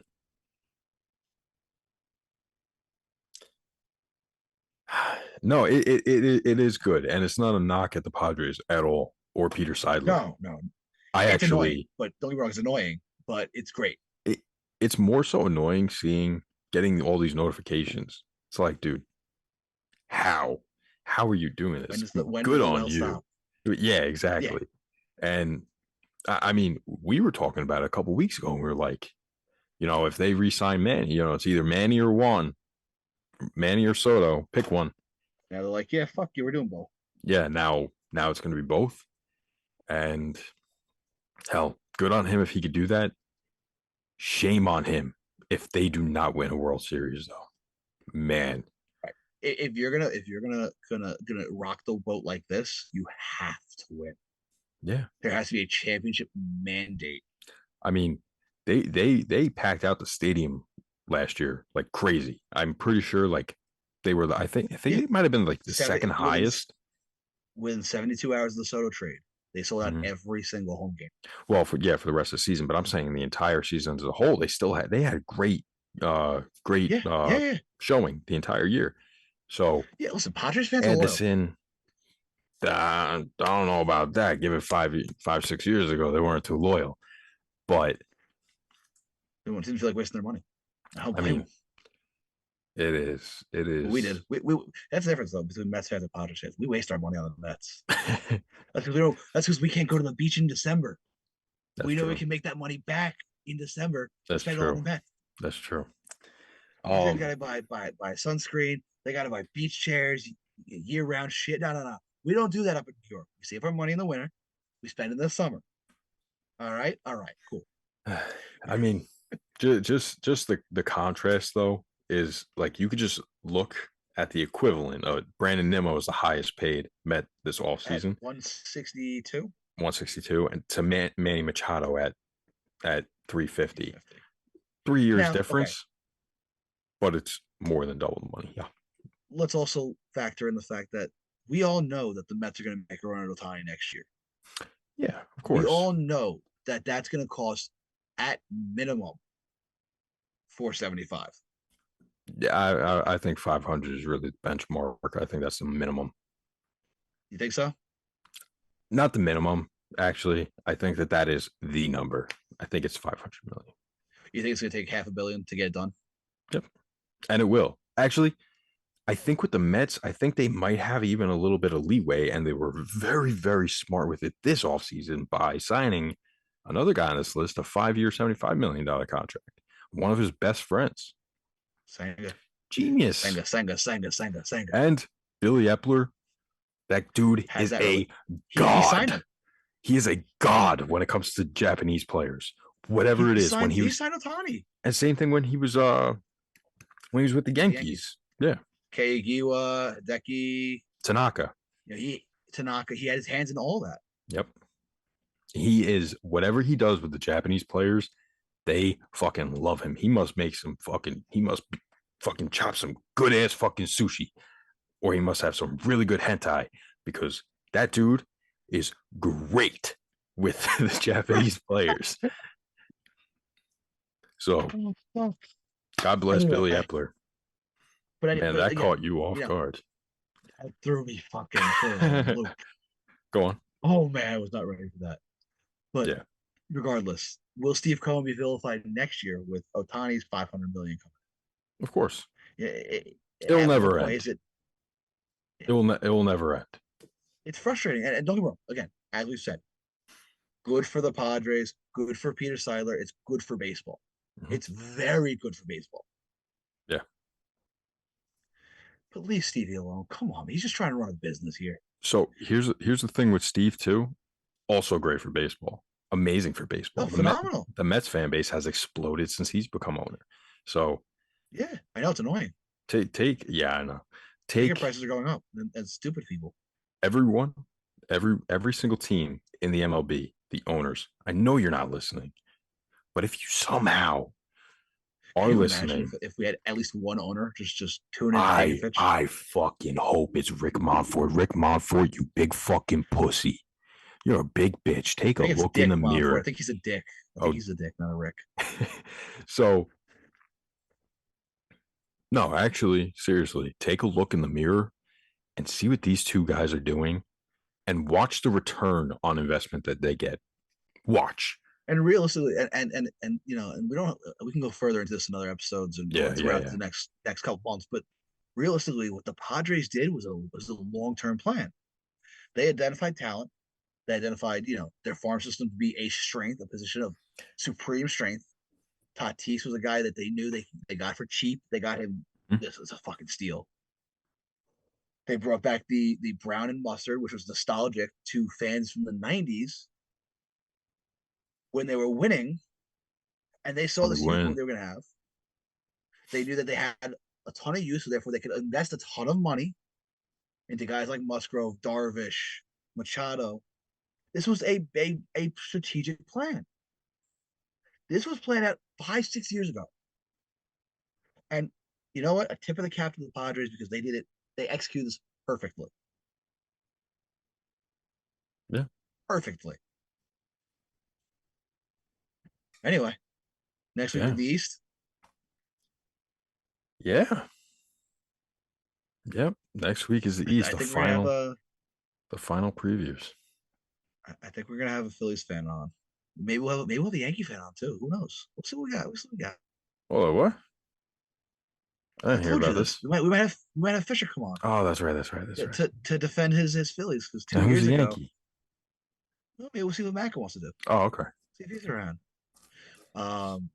2 years ago, I called out. Fisher called us out. Fisher and Brian. They didn't like what we That said was about 2 years the ago? Phillies last year.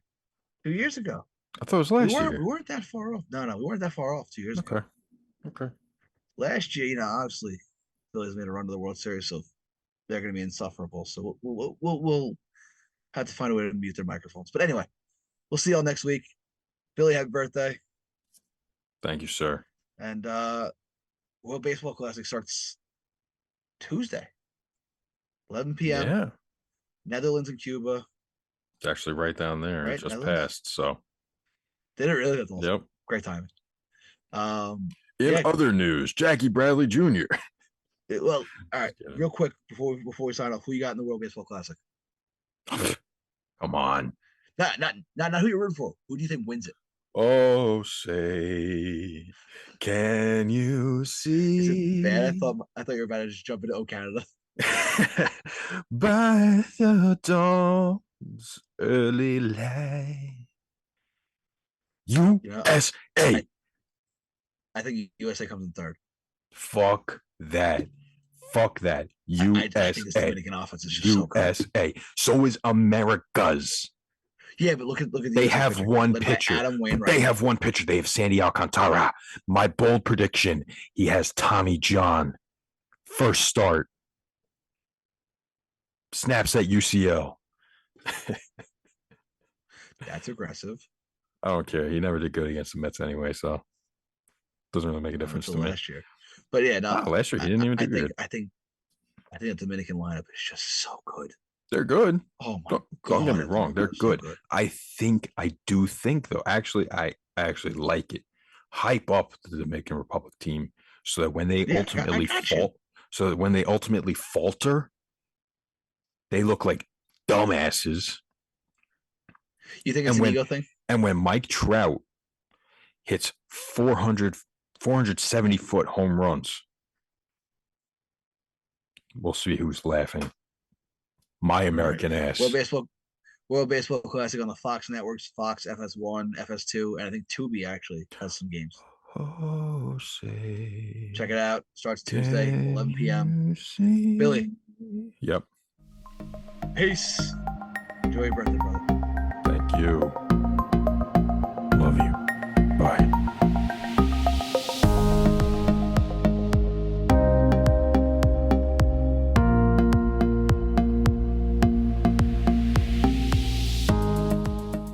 It's Tito made. Yee.